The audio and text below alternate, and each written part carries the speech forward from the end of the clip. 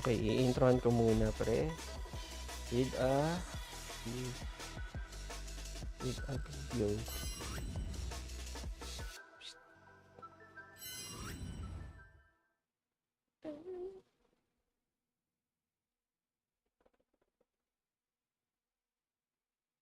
Wait, let me fix the cave. Tayo ng Enderman yan. What time are we gonna start? Is Hinahabol kayo siya. Scooby-Dooby-Doo.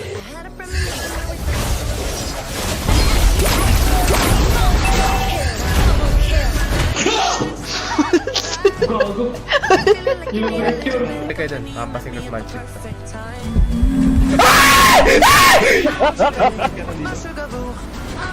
Oy!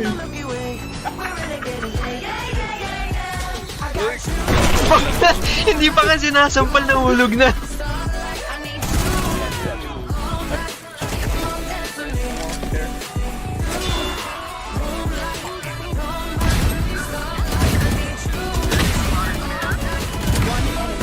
Bullets, no bullets, no bullets, no bullets!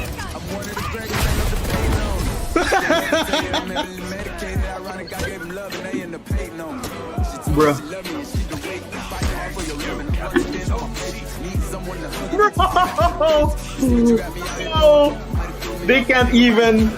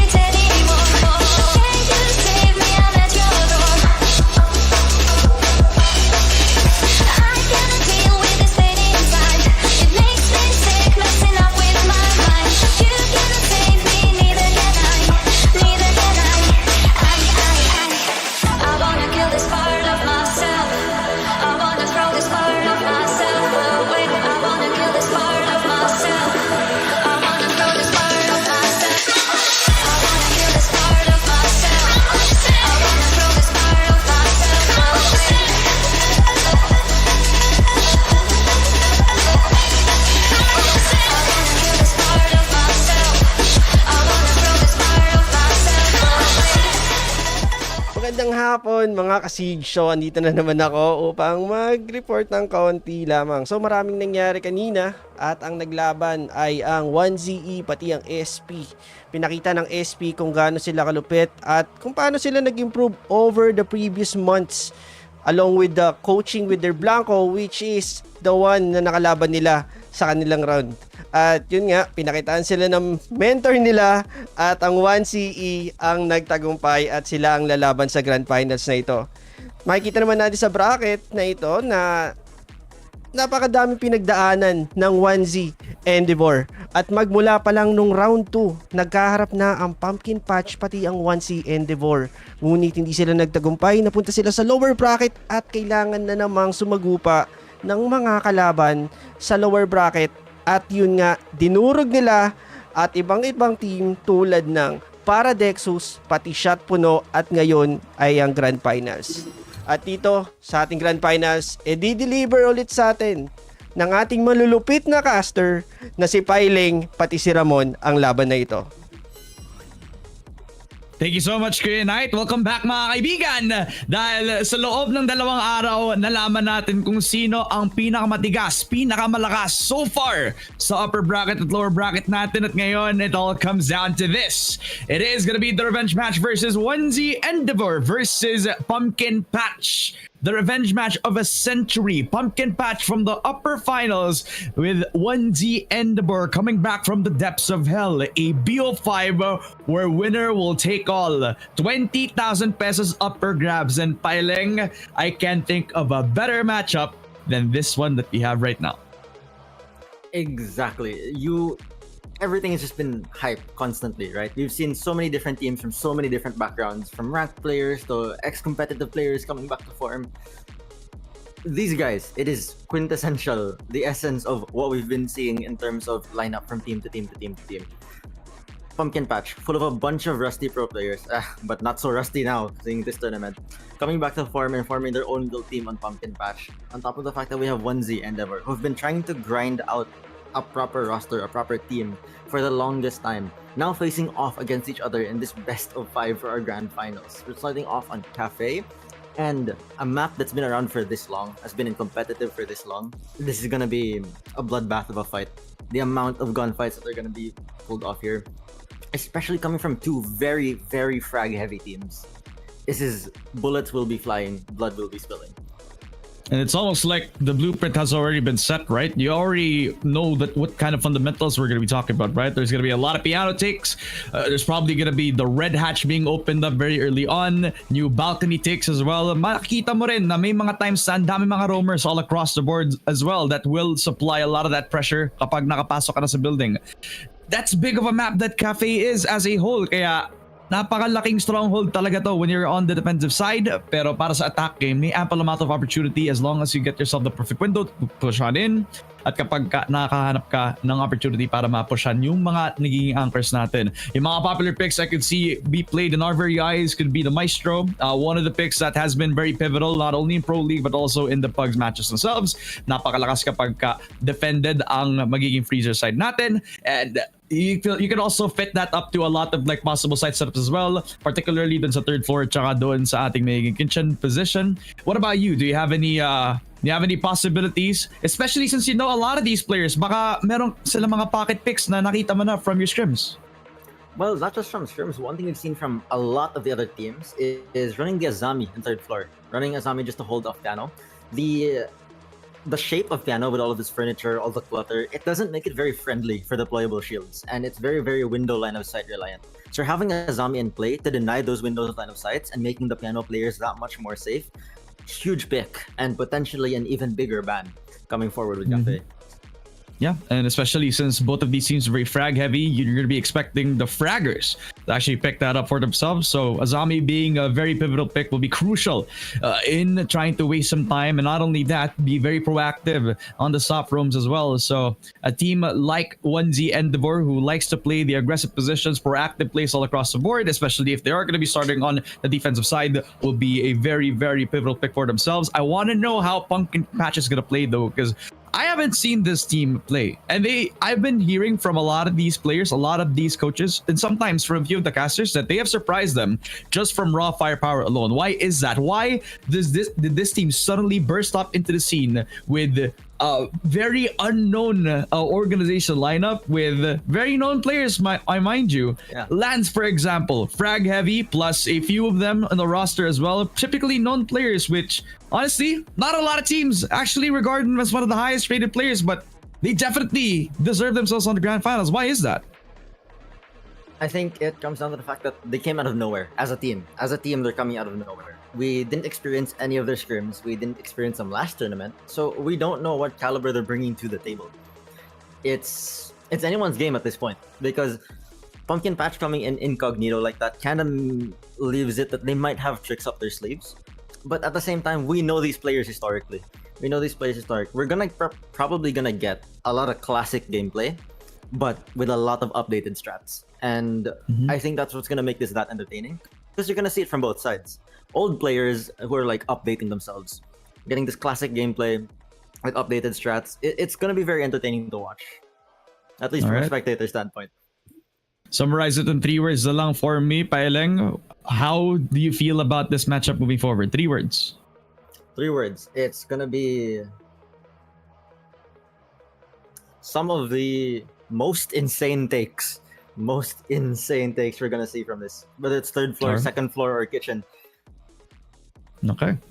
3 words. Para sa akin, I think more than enough para ma-open na natin ang Grand Finals, mga kaibigan. Let's get it on into the Cafe Dostoyevsky map. It is 1Z Endeavor versus Pumpkin Patch, the revenge match of the century. And again, a mix of veterancy from across the board. Pumpkin Patch coming out from the depths, even though we're saying na napaka out of nowhere ng appearance ng team na ito, ay kilala ang mga players natin dito. Frag heavy players from Pumpkin Patch, literally catching everybody in the bracket off guard, especially 1Z Endeavor, who are now fully aware of what they're capable of. Now we're going to be facing them up in the gauntlet of a BO5. Funnily enough, the first time I ever got to play with the players in Pumpkin Patch, some of them at least, was on Cafe. So I've got a lot of confidence that these guys are going to be all over the place. They're going to be on top of things. So whether or not Endeavor can compete with that level of action from them is going to decide whether or not they last through this map.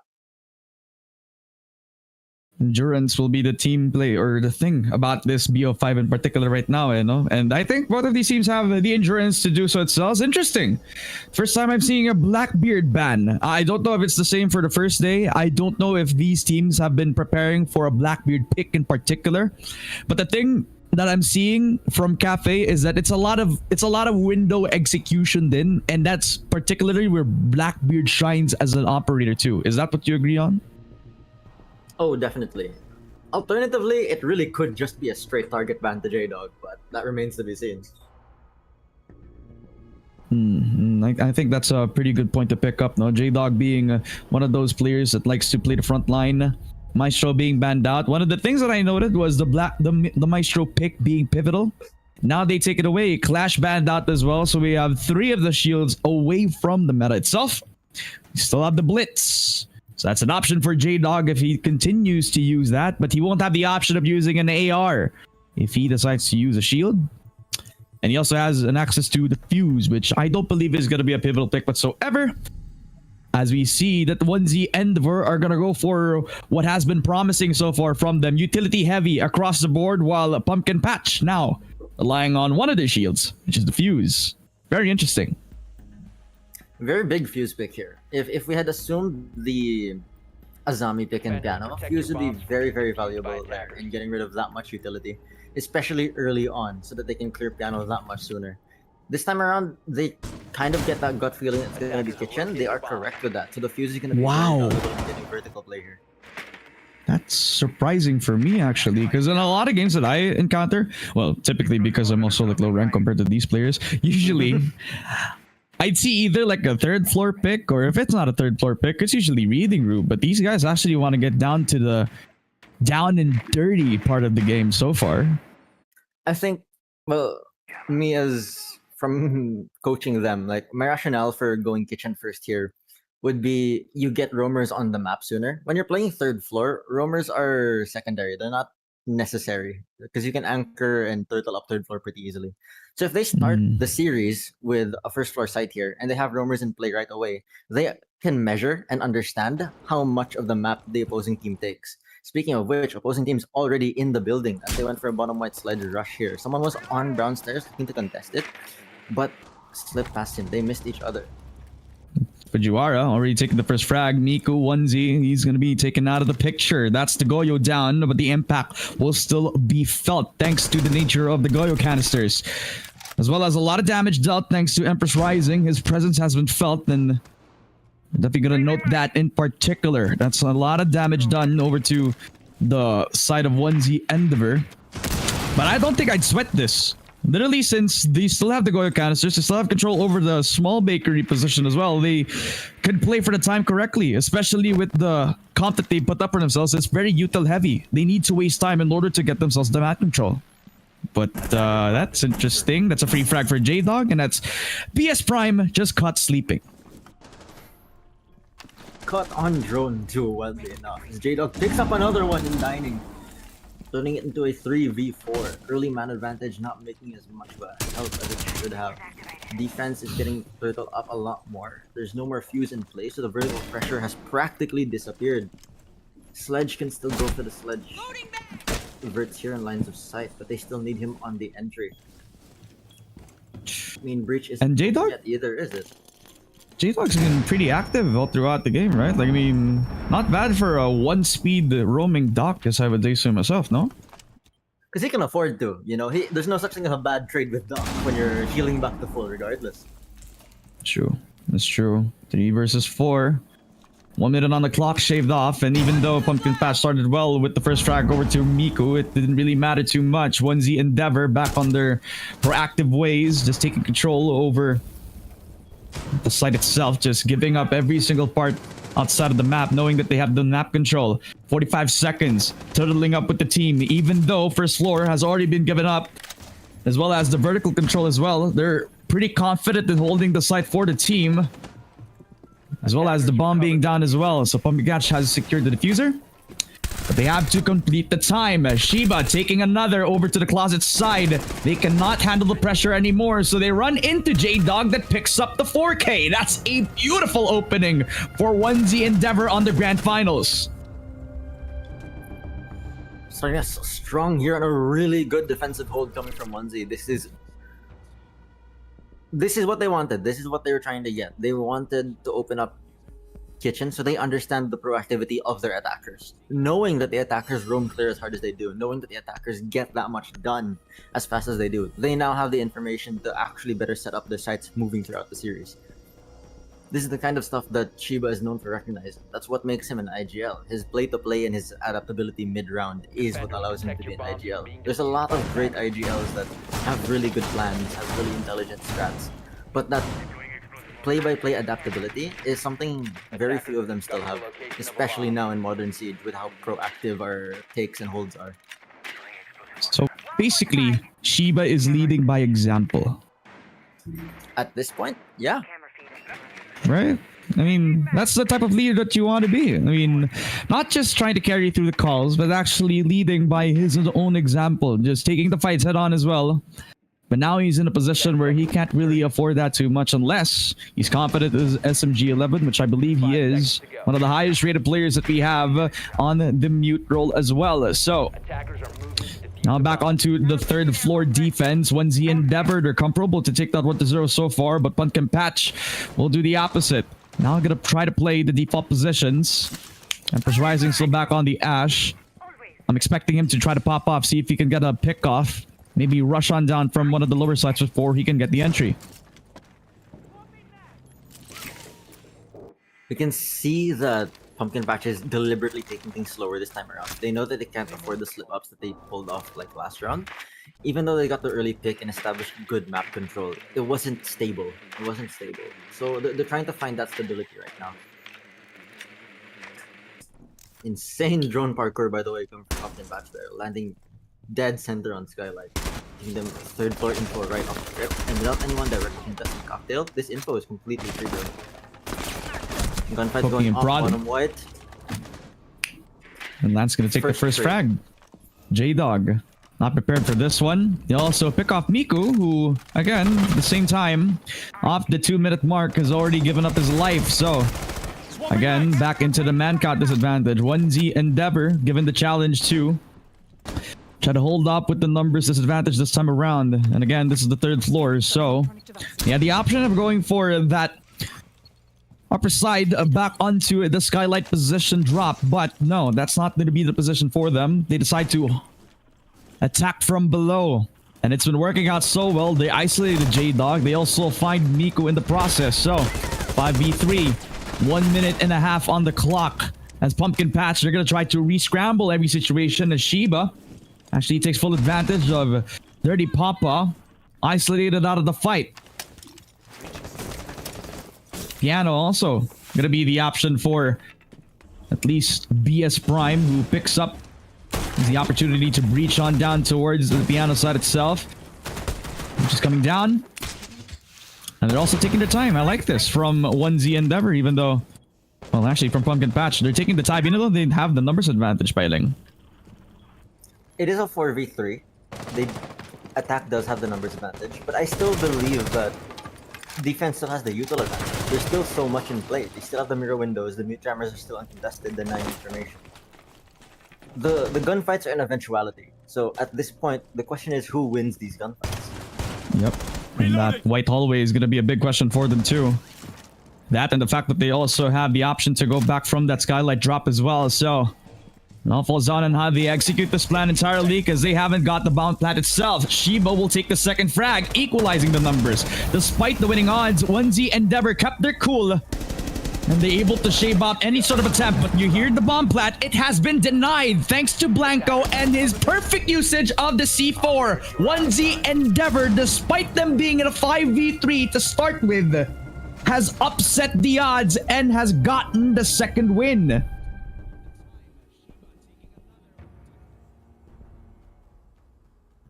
Round 2 checked off the dot. A similar history to what happened in the first round. We get the early picks there. We get great early picks there on the side of Pumpkin Patch, but it gets closed out by the remaining members of Endeavor. How many times are we gonna see the cool, calm, and collectedness from 1Z Endeavor? I don't know if this is their map pick. Yeah, I'm gonna leave it up to production to actually give me the confirmation. But in my eyes, even though they're definitely getting picked apart in a few of these early round situations, it's looking like a few of their anchors are really doing the heavy lifting here. And it's off to good positioning and clear-cut communication. Because if Shiba wasn't confident to hold yung new balcony position just because he knew that it was open for him, he wouldn't actually have known that if it wasn't relayed to him that clearly. Right. The responsiveness coming from them, right? To actually follow up on each other there. It's game winning. It is. You can actually see, yes, it is game winning. And oh my gosh, I see Blanco pulling off my setup in pillar. I'm so proud. But skipping that aside, the amount of responsiveness coming from them right now is something that they've been working on really well. And to see it come to fruition is definitely going to be a dent in what the attacker going through. I'm not sure if this is a visual bug, but did Empress Rising get tagged by a Boss J? It looks like it. Oh And my. it was a leg shot. It was a leg shot at that, my friend. He's gonna try to see if he can capitalize on the advantage. J-Dog, you've seen this coming from him from the Night Haven Labs time and time again. This time, he's gonna try to get sprayed down. Just get that tagged a little bit too much. Only by a hair. So J-Dog understands from how important that aggressiveness is. that's true. 2 minutes and 15. Pumpkin Patch are still trying to recollect some sort of control as J-Dog falls to the ground. Finally, Empress Rising, despite the health disadvantage, has actually gotten a leg up and another out for Dirty Papa as well. So that makes it another 5v3 scenario. Will this be another time for Pumpkin Patch to lose another 5v3? But this time, 1Z Endeavor, they're forced into this situation. Miko 1Z actually will finally get the advantage this time around. Now they need one more kill to equalize the numbers. And again, this time it is very different. Fujiwara will finally get themselves the capitalization on Miko. 4v2 this time around. Argomium forced to anchor, forced to hold up the site for the team. No rotation whatsoever. Try to see if he can hold the third floor as much as possible. Now forced to rotate back on White Stairs just to supply the cover for Shiba since he is the lone member on the site.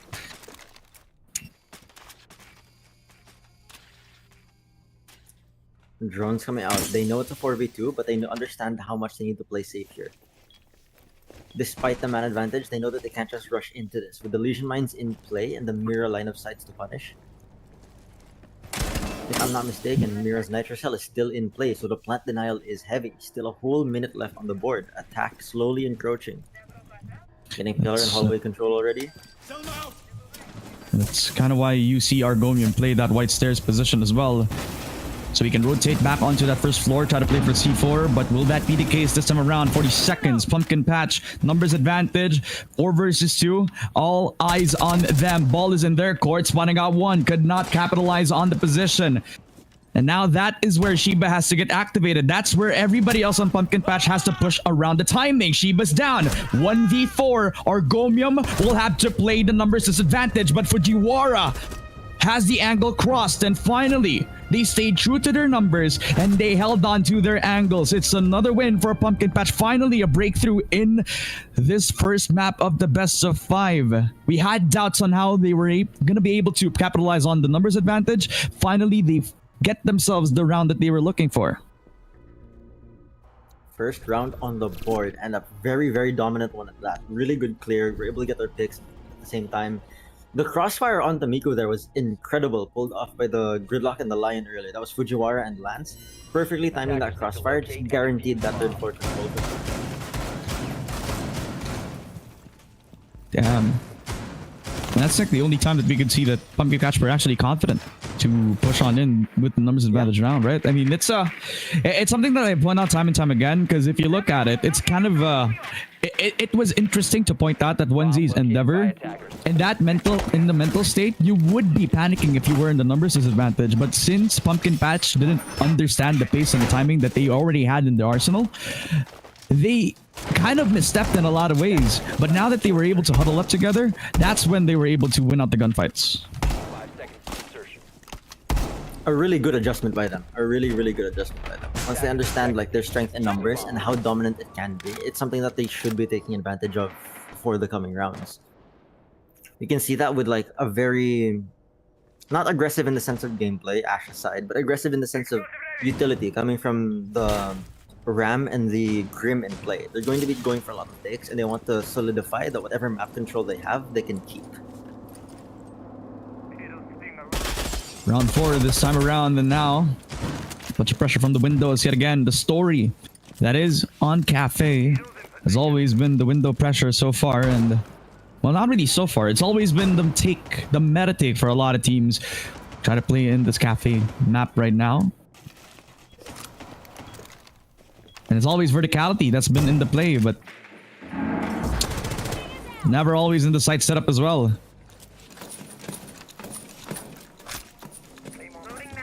Not even just sight, but like these extended holds are so utility heavy, having this many castle barricades and mirror windows distributed upstairs. Warden posted up here in the new bulk. Can't get flashed out. He can get overwhelmed. A potential skylight drop here from Ram. Really trying to find a bit off. You're just so confident in trying to hold up that skylight drop as well, so it's knowing that the verticality is going to be everything for them. 1 minute on the clock, 30 seconds as well. Pumpkin Patch are taking this as slow and as methodical as possible, clearing up all the ghost pressure that can be given to them. And this is the only time that BS Prime joins into the fight as well, so how will the Ace match up against 1Z Endeavor?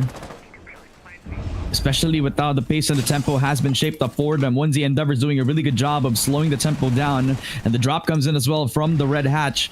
Lance has made his presence known. The one tap from J-Dog all the way from Pillar. Dirty Papa caught sleeping. Never expected that at all. 4v5. Fujiwara down to a crisp as well. 50 seconds to make the decision now. This is all everything for Pumpkin Patch now. Hasn't even spotted out the one guy inside small room as well. He's holding up a shotgun.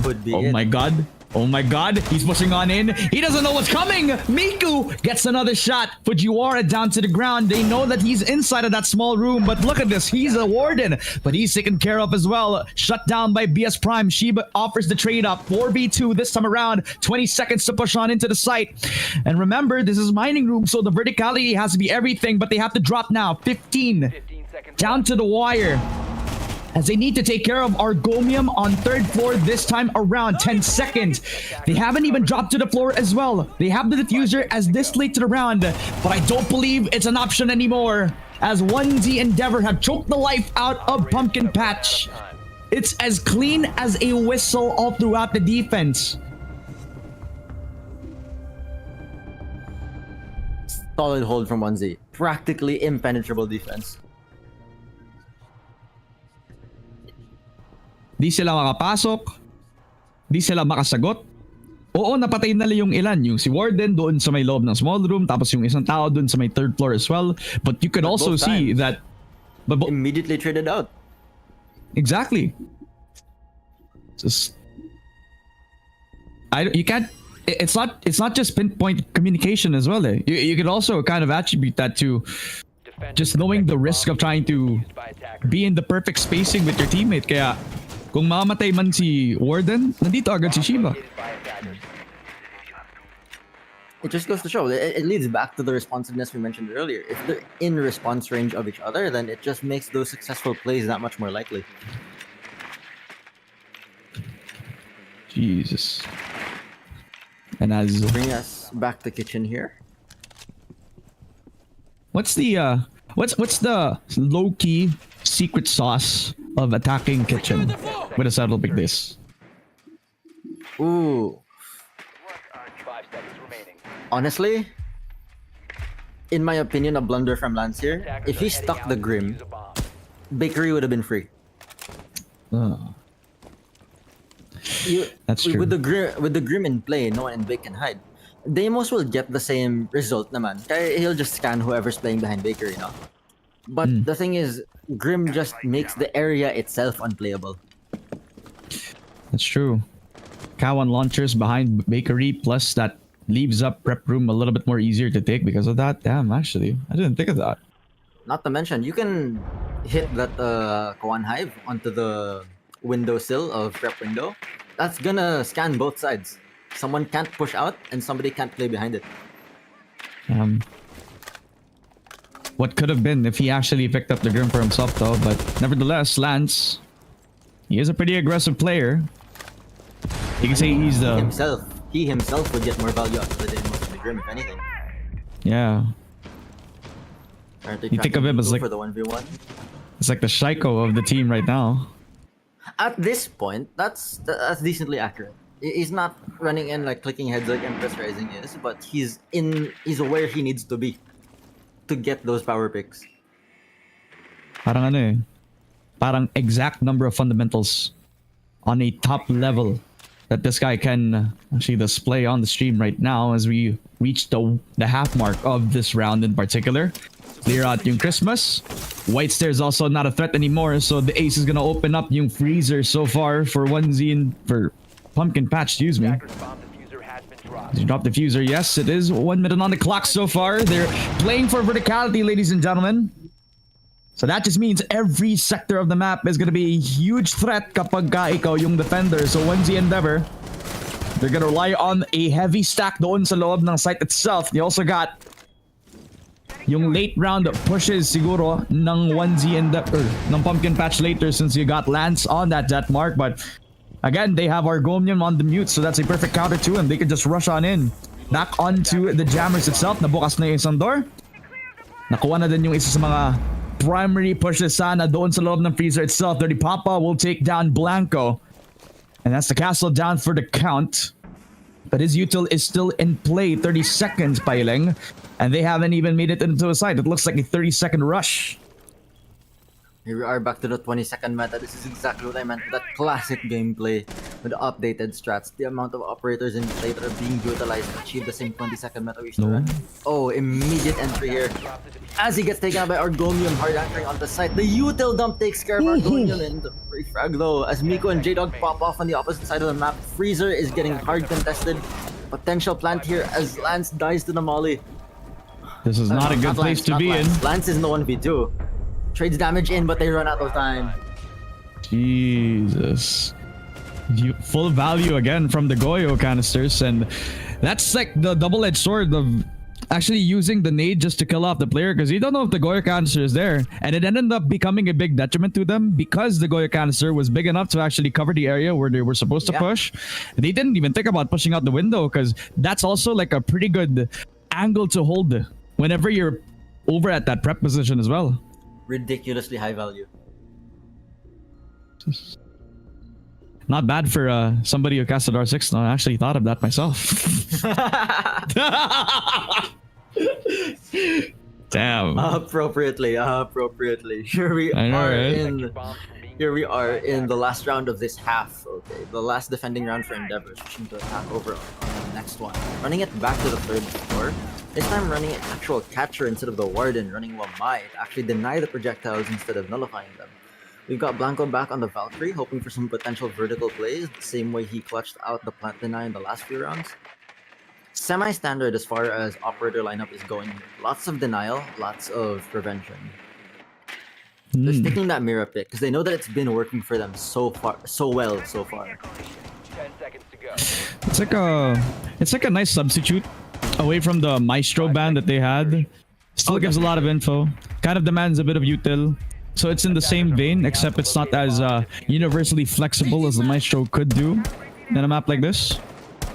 Once upon a time, Mira was an enormous ban because before line of sights and peak holes were standard, you would use Mira, right? And we used to say that Mira completely changes the way a map is played just by her existing on that map. And now that Now that peak holes and punish holes are so much more normal this time around, Mira, yeah, really is more of a Maestro alternative than ever before. Yeah. J-Dog good is way cooking to- right now. He's gonna push. He's gonna take it. He takes the kill over to BS Prime, but they're prepared for it. They get the 1-for-1. But it's a big pick for J-Dog. It's Ace that he takes down, so that's already the Heartbeater down for the count. That would have been something that they would have used against the Mira, or at least just opened up the freezer control. Not to mention the fact that there are no can openers in play from neither Grim nor Fuse, so Red is essentially staying closed.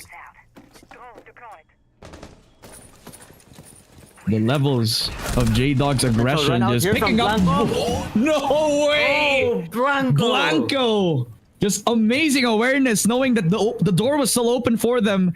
Heard the rappel, got 2 kills in fact.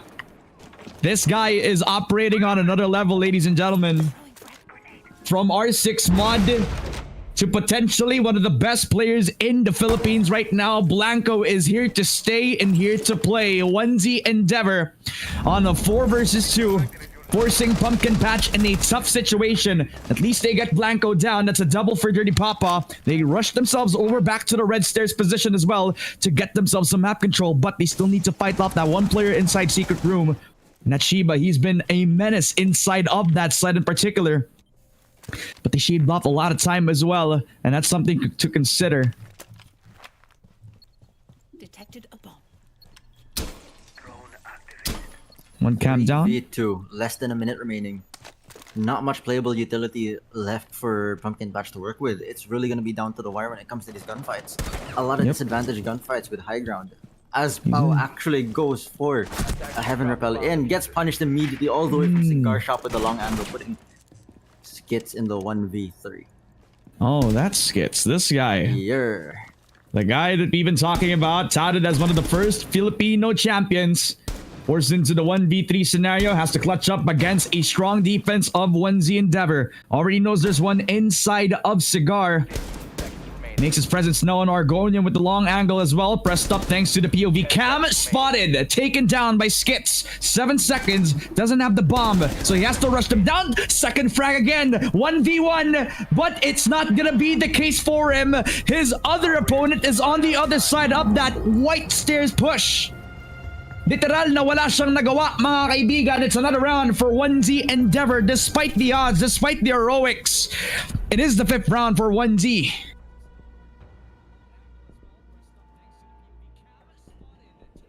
Just another solid defense after the fact. Back to back. That ends the defending phase. Lots of hard anchoring there. Lots of really tough pushes from the attack there. They just couldn't dent it. They couldn't dent the walls that they were putting up. This time around, we're going to be seeing it on the flip side. We'll see that if Pumpkin Patch can replicate those really solid defenses, then there's potential overtime here. To locate and defuse bombs. Choking the life out of their opponents. No, it's not the flashiest, except if you count J-Dog as like the flashiest player on the roster, sure.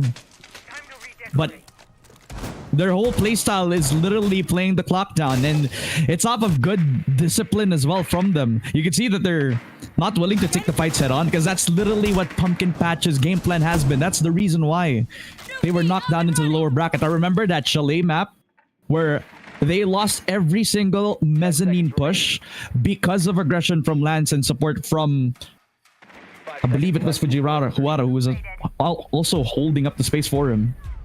Attackers must locate. Ngayon, hindi sila binibigyan ng time of day. Literal na hindi sila binibigyan ng chance.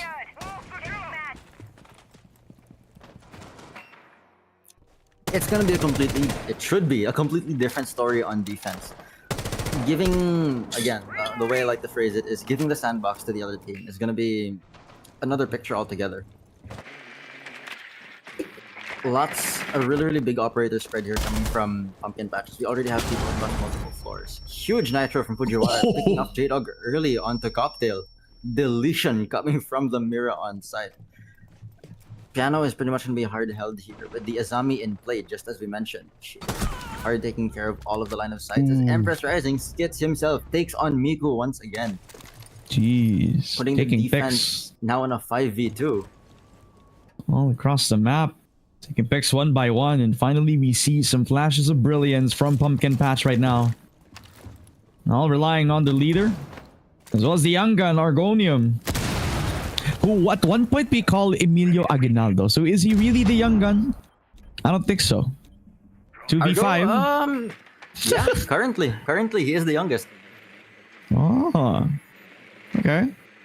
Interesting one way. 1 minute 40. Pumpkin Patch is holding the same angles. Drop from the red hatch. They hear this. And they hear the AK-12 as well. So, lots of time bought.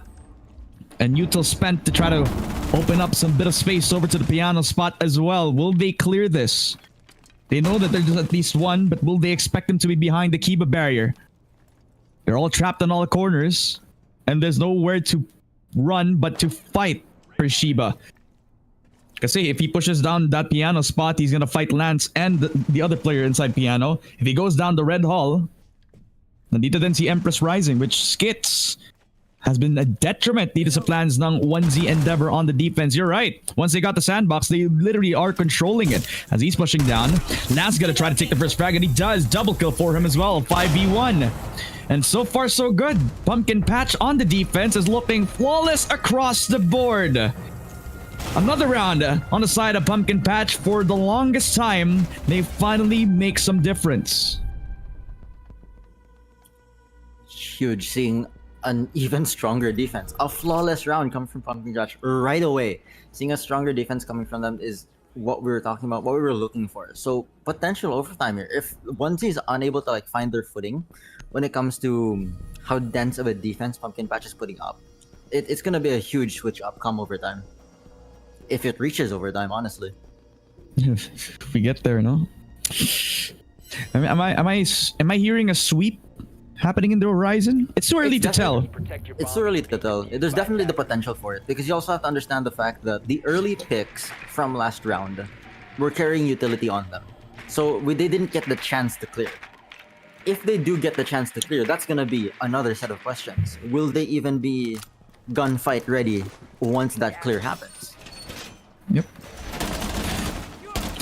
I don't know if it's gonna be a factor into the game, but I'm seeing 3 C4s from Pumpkin Patch right now. Oh, a lot of plant denial potential, and especially repel denial. 10 Oh seconds. yeah. And if you remember, one of the first bloods was from a C4 itself. On repel, yeah. 5 seconds left Yep. before insertion. So to get a kill without even gunfight interacting is enormous for a round. It's huge round. It costs a bit of util, but the fact that you lose no health, the fact that they lose all of that utility on that operator immediately makes it that much better. Yep. The one thing I like about watching these pro games is that I'm stealing a bit of their setups. I see the cam set up inside piano. I see the setup Yep. coming in as well from Lance. Those cap and traps, I'm getting those from my own rank games. Maybe I'll be as good as these guys, no? We hoping here, bro. We hoping. Yeah, I mean, I can only hope that I'm half as good as you, man. Oh, flattered. A little too flattered, but A little too flattered. Nah. but here we have them still committing to the extended roam topside as drones are scurrying all over the place with no attackers in the building yet at 2 minutes remaining.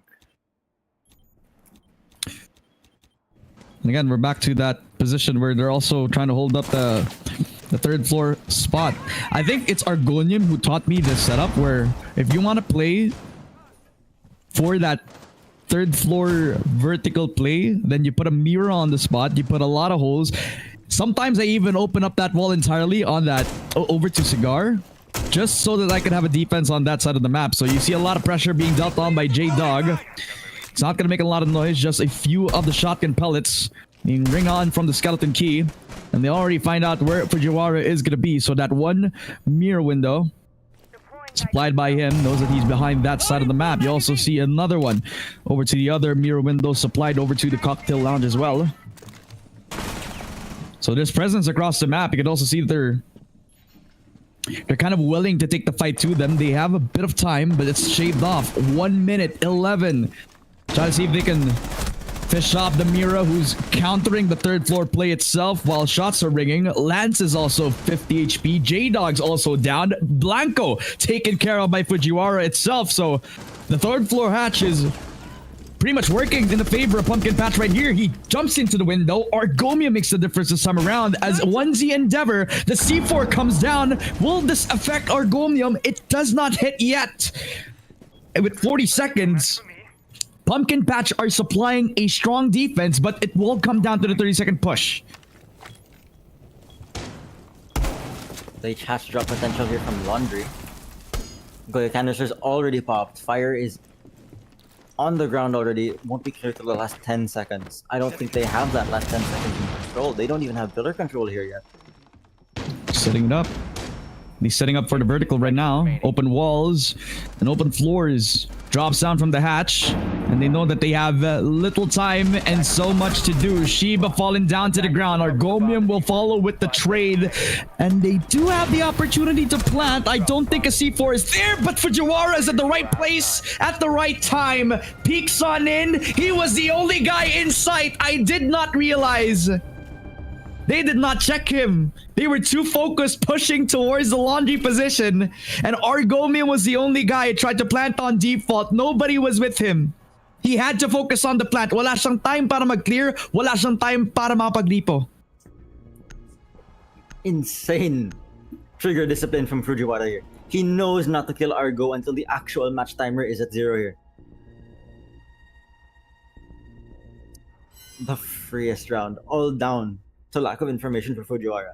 Such a slow take coming out of from 1Z definitely bit them in the ass in the end. They got the picks eventually, but it wasn't the picks that they needed to close it out. Especially leaving the anchor still so, lack of a better word, util heavy on site and taking site with that much left in play. Incredibly risky from them. Jeez. And then think about it. If they actually pushed with Argonium, that would have been a different story. But then again, remember the Buck was the guy who was also dropping from the Laundry hatch.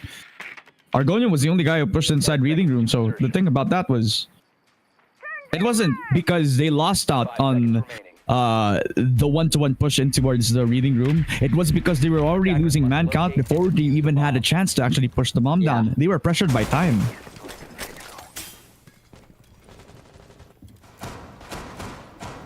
I could definitely see the blood rush that went through their heads in that last 10 seconds. They were really going for pick to pick to pick to pick.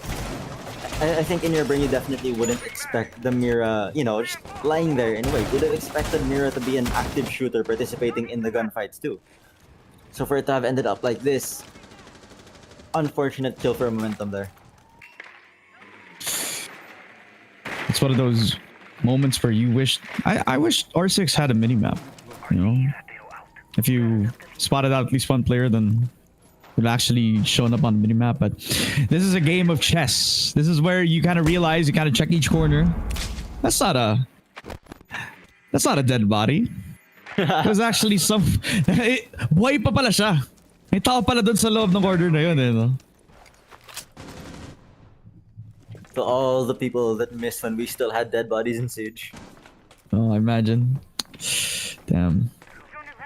Back into, I believe, the mining room plus the fireplace hold over from Pumpkin Patch as 1Z Endeavor. They drop from the hatch and they do get themselves Fujiwara. So a good start. A better one from J-Dog as well. So they got Lance. They also neutralized the Mira. As they still have their anchors on site itself, Pumpkin Patch are going to be front-loaded with an early 5 versus 3. But remember, this was the same situation that 1Z Endeavor will dealt with before. It's all going to come down to how they adapt to the situation. Argo vertical in play. His practice paying off as his RAM devices are no longer getting stuck on couches.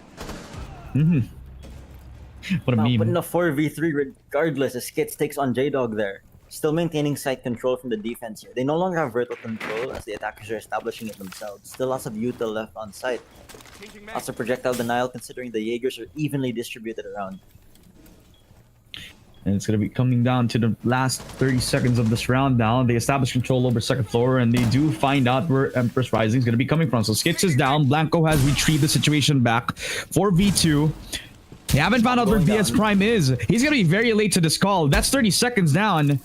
Attackers are And he's gonna go for the long flank. He's already up in reading room, but Niku sorry traded it out. A second frag as well for Blanco, and that prompts another round for 1Z Endeavor, playing the clock yet again. But on the other side of things, on the attacking round, na pressure nila yung mga roamers. Tapos, when it came down to the last 30 seconds, that's when the roamers were actually pressured to come back to site. That's when they laid into the loving arms of the last few players of 1Z Endeavor. Blanco played that perfectly, and Miku was shining in regard to the frag onto the last two players.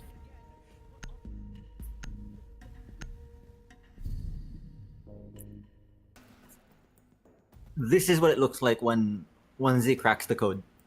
They knew that the defense was gonna put up as tough of a defense as they were able to put up themselves. So you kind of start to ask yourself, what is it that they're making work? Because whatever defense 1Z had set up is nothing like what Pumpkin Patch is setting up. So they're trying to find that core. They're trying to figure out what the win con of Pumpkin Patch is when it comes to these defenses. And once they establish that, that's replicatable. That's the same strat that they can run for the rest of the strategies that Pumpkin Patch is going to be running. We can tell that they're very, very roam heavy. They're not the kind of extended setups that are very extended anchor. They're more of very mobile roamer. Seems to be the roam meta that Pumpkin Patch is following, as they have been following for the past few. They have random Mira, right? They have random Mira, but they don't run the castle in conjunction with that Mira. So it's not as much of an anchor playstyle as 1Z was running when they were defending. We have Lance, Vigil, incredibly mobile. Alibi, very, very slippery. 2 util-oriented, no, like that. 3 info-oriented roamers, not to mention the 2 util-oriented anchors. Yeah. And if I'm not mistaken, it's also an intel op that counters the Vigil. Yes, Jackal does counter Vigil in regards to seeing his footprints, but the moment you scan Jackal's footprint, the moment Jackal scans Vigil's footprints and Vigil turns on his cloak, the ping randomizes. It's not accurate to Vigil's location. Okay. So in this regard, it's a double-edged blade, but in this regard, they're still finding where the Vigil is. He's pressured to take the safe space that he used to be taking in. I think he has an idea na nasa loob ng Londi siya, but then again, they switch on over towards Skits, and they finally use that information. Get some value out of this. They get the first blood. He also peeks with the shotgun, interestingly, to get themselves another. Blanco gets that double kill. Thanks to the info, thanks to the squad, already taking care of the Romo. So now it's on the anchors this time around for Pumpkin Patch. And again, this is the kitchen control, but what about the Christmas tree? BS Prime. And finding a second frag for the squad, slowly climbing back up on the leaderboard, but then again, it's never about the aim, no? It's always about the map control, and in this case, first floor already in full control of 1Z Endeavor. Another shot again for Argomium. He was responding to the wall bangs. And finally, he finds the answer. 2v4. 1Z Endeavor slowly choking the life out of Pumpkin Patch so far in their defensive side. As they're opening up the hatch, they're destroying every part of the Goyo canisters this time around as well. And slowly, as they crawl their way back in towards first floor, they're about to suck the life out of Fujiwara inside Bakery, who almost gets down 1. Blanco at least saves it down, gets him to 1. At least Blanco will get the triple kill this time around. 1v3 this time. BS Prime has to save the map, but he could not save himself against Blanco. From Mod to carry inside Cafe, we pushed it to the first map as 1Z Endeavor will deal first blood. 7-3 scoreline, taking Cafe right immediately. I'm not sure if Cafe was their map pick, but this is definitely their map. Definitely looked like it. Incredibly dominant performance from 1Z there. This isn't... We've seen them dominate 7-0, right? But even in those 7-0 maps, there have been close rounds.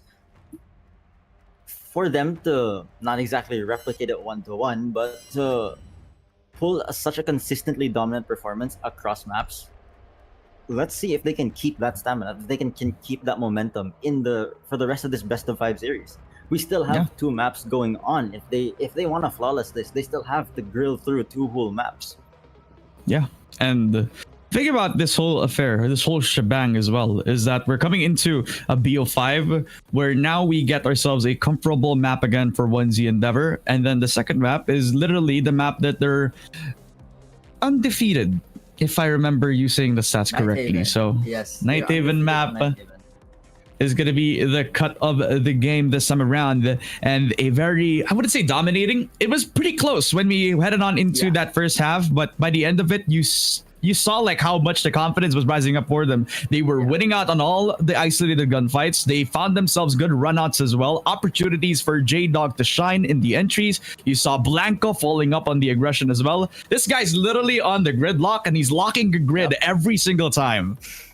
Every single time. Consistently. I don't think he's had a negative performance in Gridlock. I don't think there's been a Gridlock round where he's had negative KD or been picked off early. Yeah, that And just that's goes to insane, show. That's insane considering the fact, again, Overwatch terms, Blanco's queuing DPS, guys. Blanco is queuing DPS, and here he is on Gridlock. Alright. Oh my. I mean, I think that wraps it up for our first game. We'll see if Pumpkin Patch are going to be able to bounce back right after this, as we're going to be heading on into a short break. It is going to be me, Ramon, and Paileng. We've had fun over at Cafe, but we'll be back after a tipsy toppy derby with a map of Night Haven Labs served up to you on a silver platter.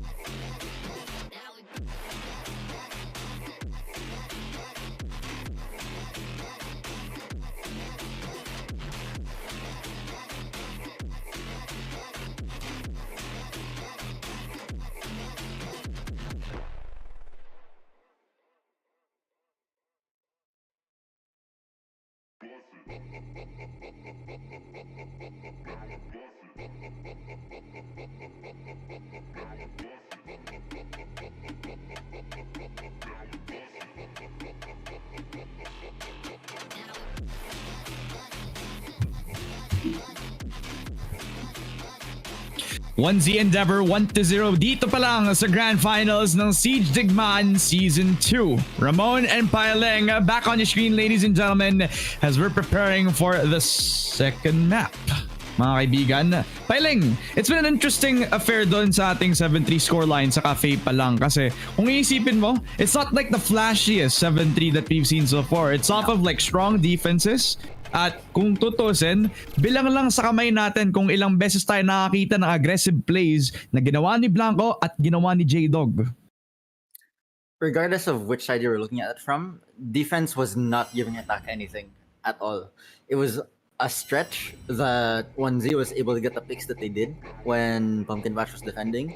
And honestly, vice versa. When 1Z was defending, you could see a lot of plays that were pretty coin flippy coming from Pumpkin Patch, and the ability to close it out was really what got them those rounds. So, Moving forward onto our next map, Night Haven. ano We're ba? gonna be seeing what should be 1Z's best map ideally. So let's hope they get this next win and keep their Night Haven history flawless.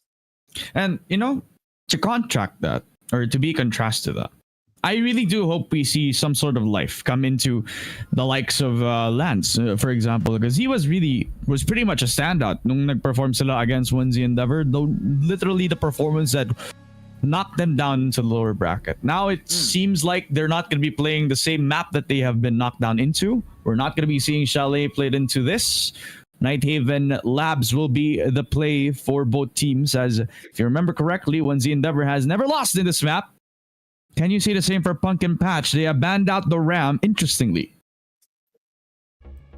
This is something that we actually pulled off on Labanderos as well. To ban out the Ram means you're completely denying, not completely, but significantly hurting the vertical potential of the attack. Ram just gets so much vertical done, not only effectively, but safely too.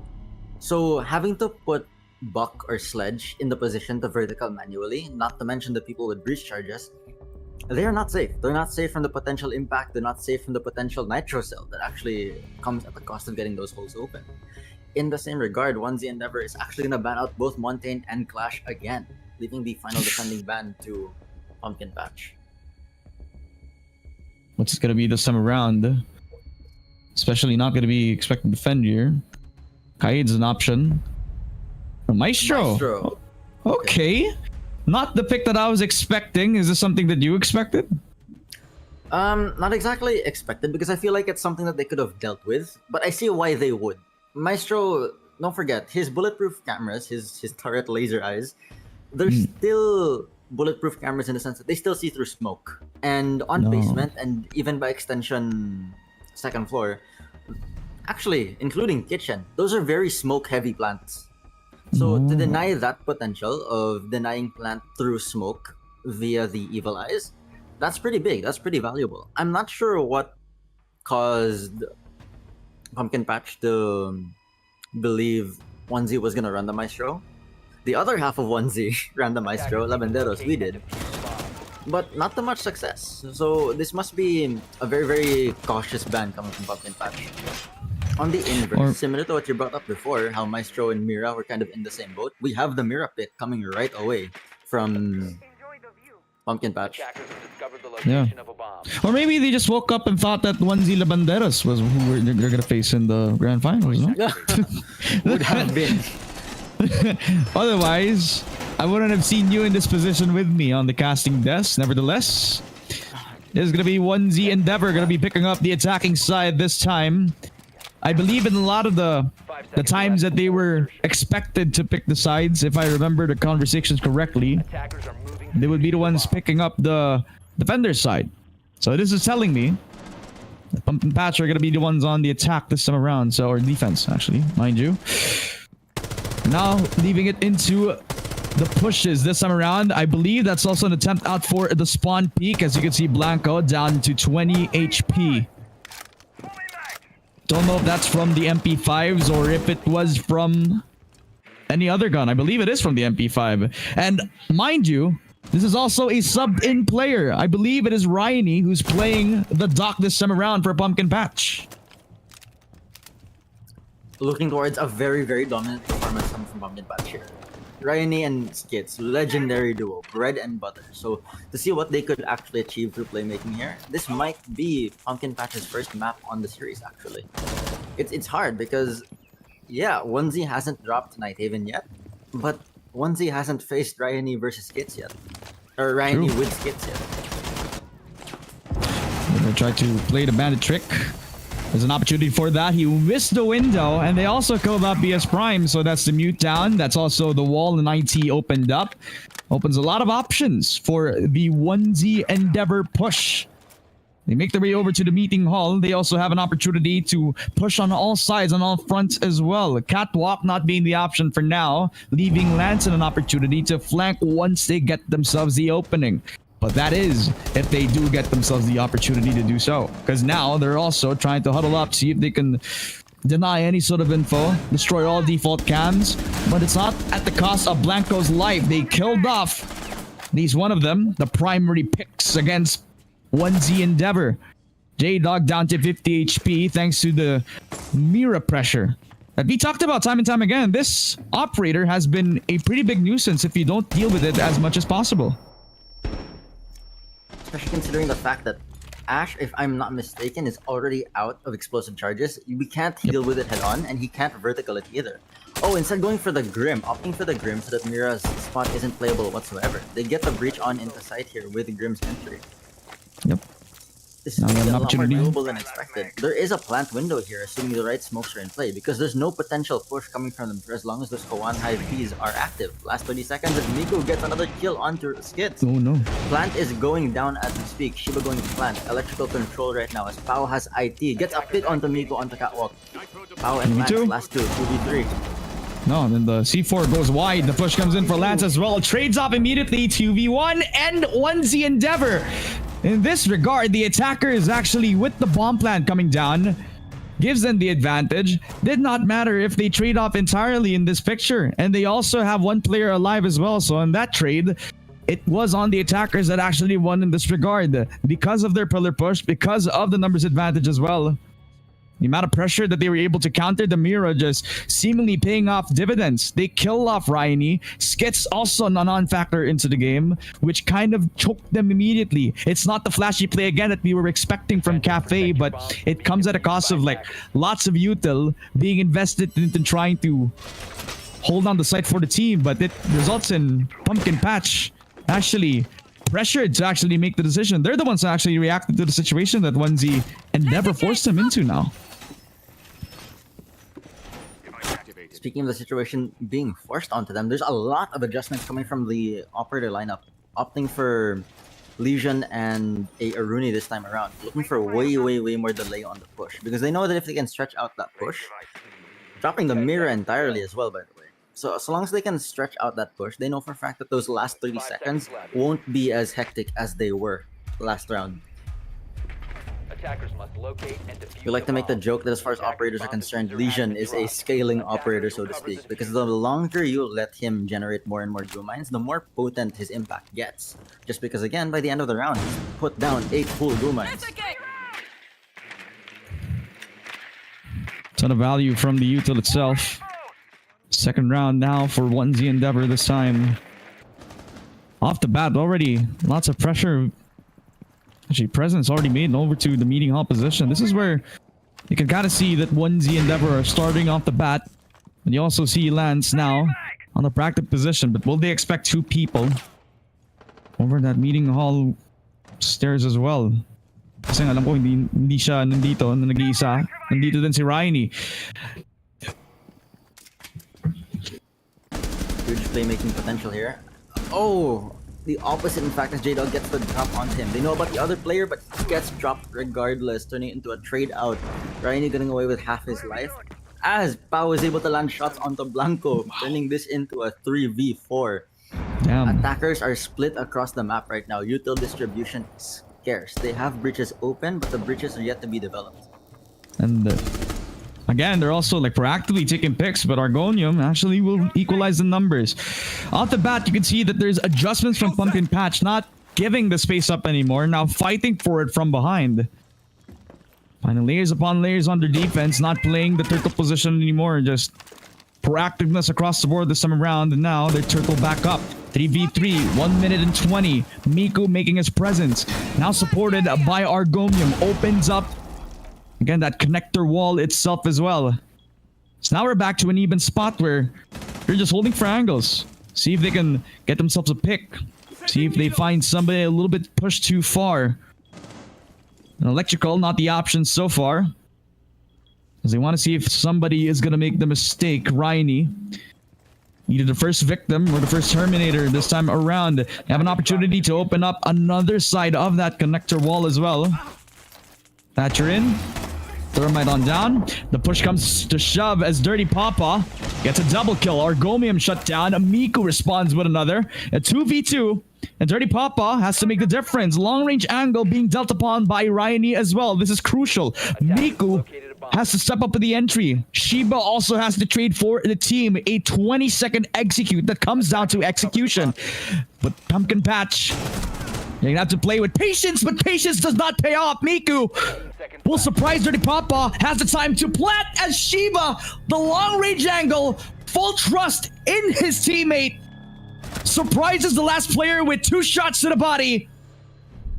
As this is the second round for Onesie Endeavor, this time the pressure does not crumble upon them. We're on the second map, and I swear the rounds are getting longer. The rounds are getting longer.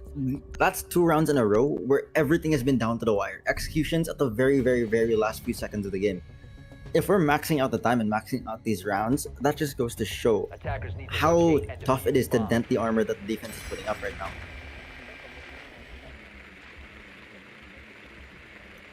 Jeez. Louise, Onesie Endeavor.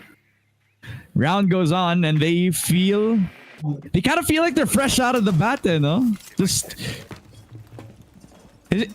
just so hard to describe. I'm just out of words for how they're able to actually recognize the situation. They opened up the wall over to Pillar, and that's full of risk of knowing if they're gonna push on towards that Pillar position or just run around that electrical position, because now that puts Dirty Papa in a position to watch both angles, but because of that, he fully trusted in the Aruni to hold his backside, which is supposedly that pillar position, but that was Miku finding a timing. And that timing, that entry, that was enormous. That in that moment was round 1. There's a lot of things that could have went wrong along the way, but for that to have gone right, that was the decider. Now going for a basement execute this time around. They're actually clearing second floor. So this is what I brought up to you in pre-production, the whole like skewer method. It's like you get this side of the map, you get the opposite side, and oh, the flank, the potential flank coming out from Skits on top fountain stairs. Yeah, so they're essentially skewering through the map, because once they actually have full second floor control, like, it's nothing but a flank, it's nothing but a pinch. And with that, they essentially do have second floor control. There's a roamer straggler in Ryani going around beating all. He barely misses. And as he gives, that declares, yes, attackers now have second floor. They're now working towards first floor. Oh, as Blanco's able to catch Lance in storage with the drop shot. No way. That's not even from pure skill. That was a dash of luck from Blanco. Good thing he had the full spray control and just outnumbers the odds, just finding a headshot over to Lance, drop shot in hand. Skits also taking his aim on the kill feed, gets a second frag as well. Surprising J-Dog. Now that's without luck, that's with full skill.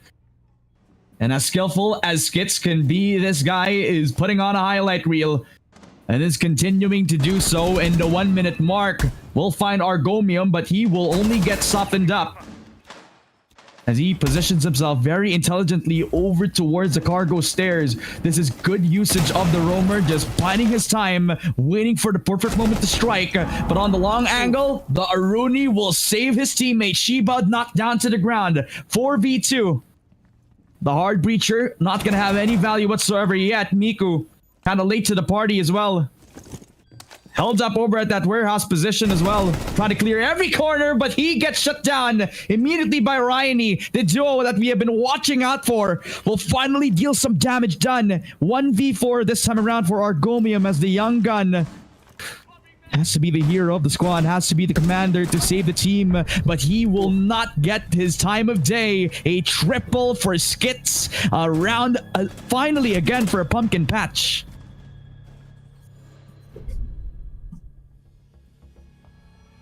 The hold that we were looking for from the defense. They were able to toughen that up. They were able to actually respond to each other. These picks, it was pick after pick after pick. There were no utility interactions because they couldn't reach that point. The fact that the roamers were so prevalent that they were able to maintain that much map control for that long without any util interactions just goes to show how much more is it going to be difficult for 1Z once they actually reach site, or they actually have things to play off of, where they're actually in enemy territory. Where is this base? I believe it's on the first floor, no? This is first floor, yes. This is the site that's adjacent to the warehouse. Oh, okay. Interestingly, this is one of the sites that I actually hate trying to take, no? Just too hard rough. for my liking. It's so rough. There's a lot of hallway control required, and the thing with that is when you're playing rank, it's kind of difficult to maintain map control like that. You know how this dynamic works for us? It's like, you remember, you know Conan O'Brien, right? Attackers objective. Yeah. And then there's like this series where he plays with the gamer, and then the gamer actually tells him whatever the heck's going on in the game that he's Oh my playing. God. Yeah. I'm Conan O'Brien, you're the gamer. Okay. you see Close enough. where I'm going? Honestly. Yeah, it's still really good. Like, it's inside for both. As the opening entry gets denied by Lance swinging in with the headshot. The shotgun pellets do not land with J-Dog with the ambitious jump in with the Grim shotgun. Ambitious loadout too. He had the shotgun on the Grim too. Not something I see every day. Maybe a pocket one of strat the for best. any Grim mains out there. It is one of the best shotguns in the game. It's got across the room range, so Oh. it's not something to sleep on. Are we talking about like pre-nerf Super 90 vibes? This thing was the shotgun sniper before the Super 90 existed. Makes sense. 2-minute mark. 4v5.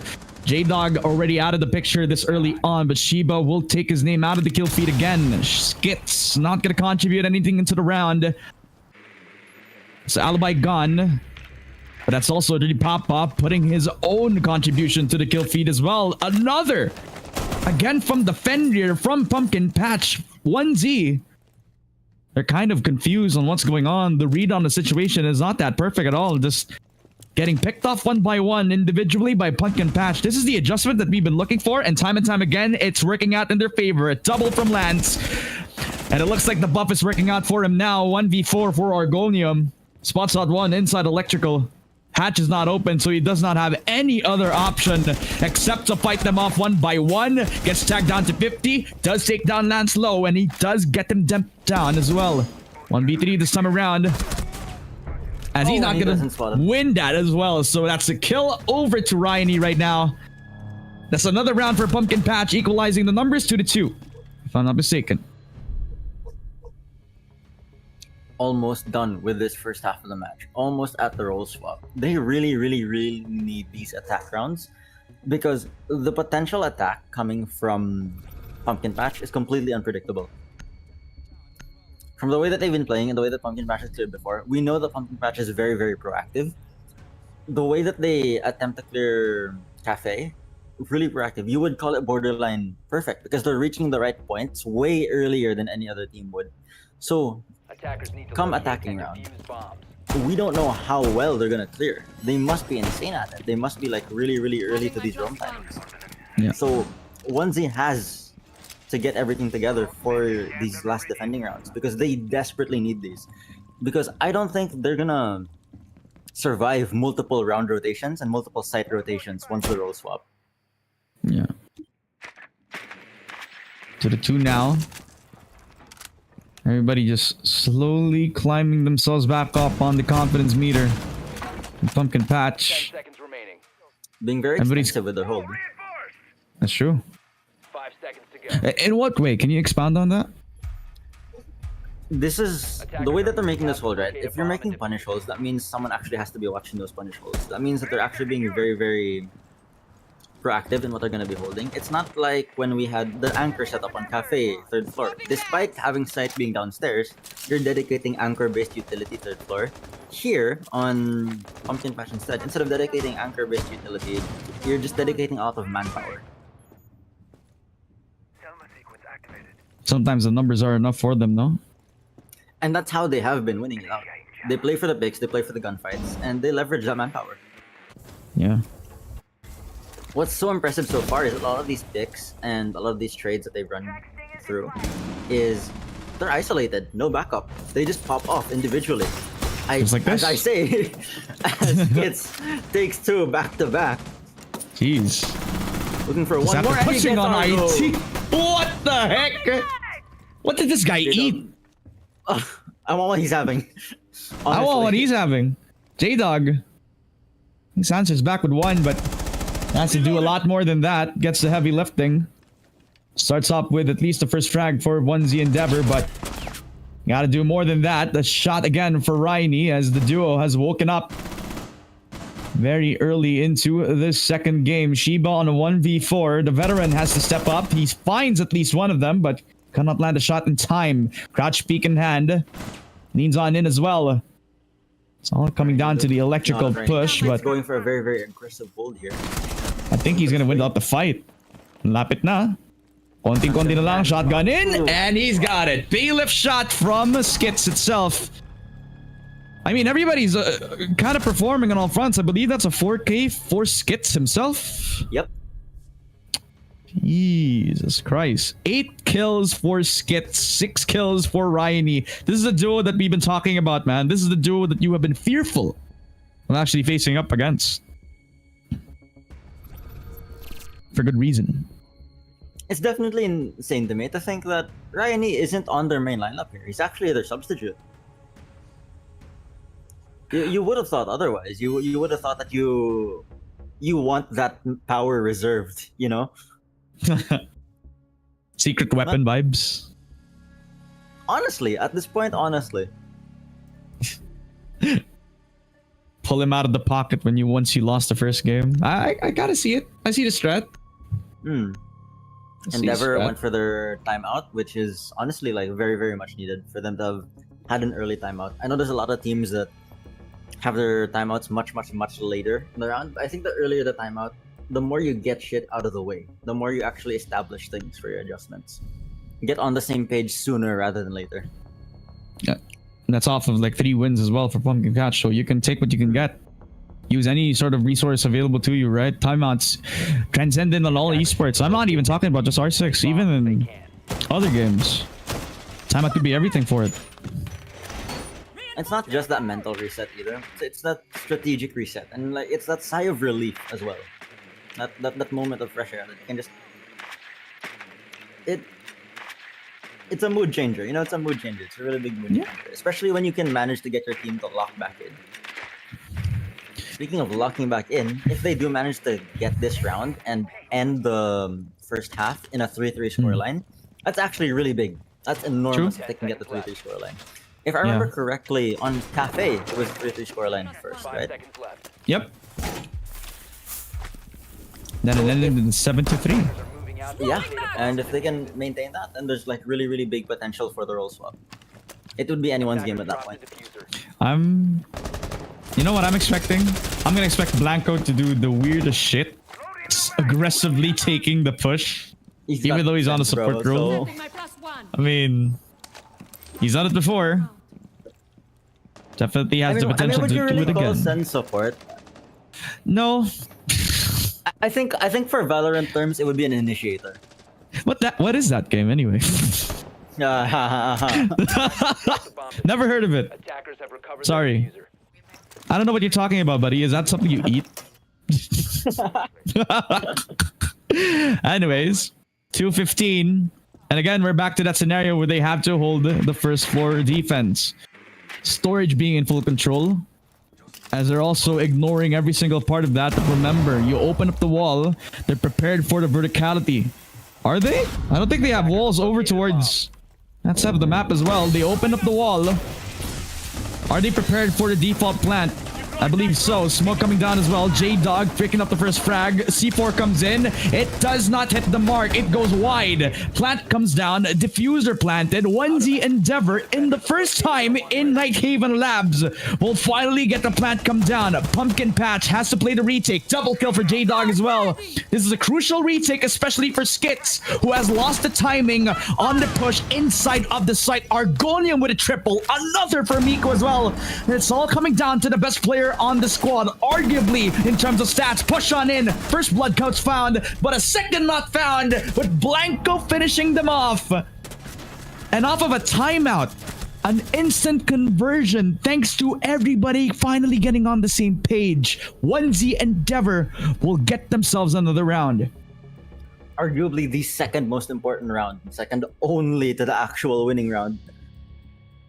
Ending the first half on a 3-3 scoreline is huge for them because it just throws the potential overtime that much more into their favor. It throws match point that much more into their favor. This is also definitely going to depend on how well Pumpkin Patch attacks Nighthaven. But again, if 1Z is so undefeated on Nighthaven, then they gotta understand what potential is coming out of Pumpkin Patch for the next few attacking rounds.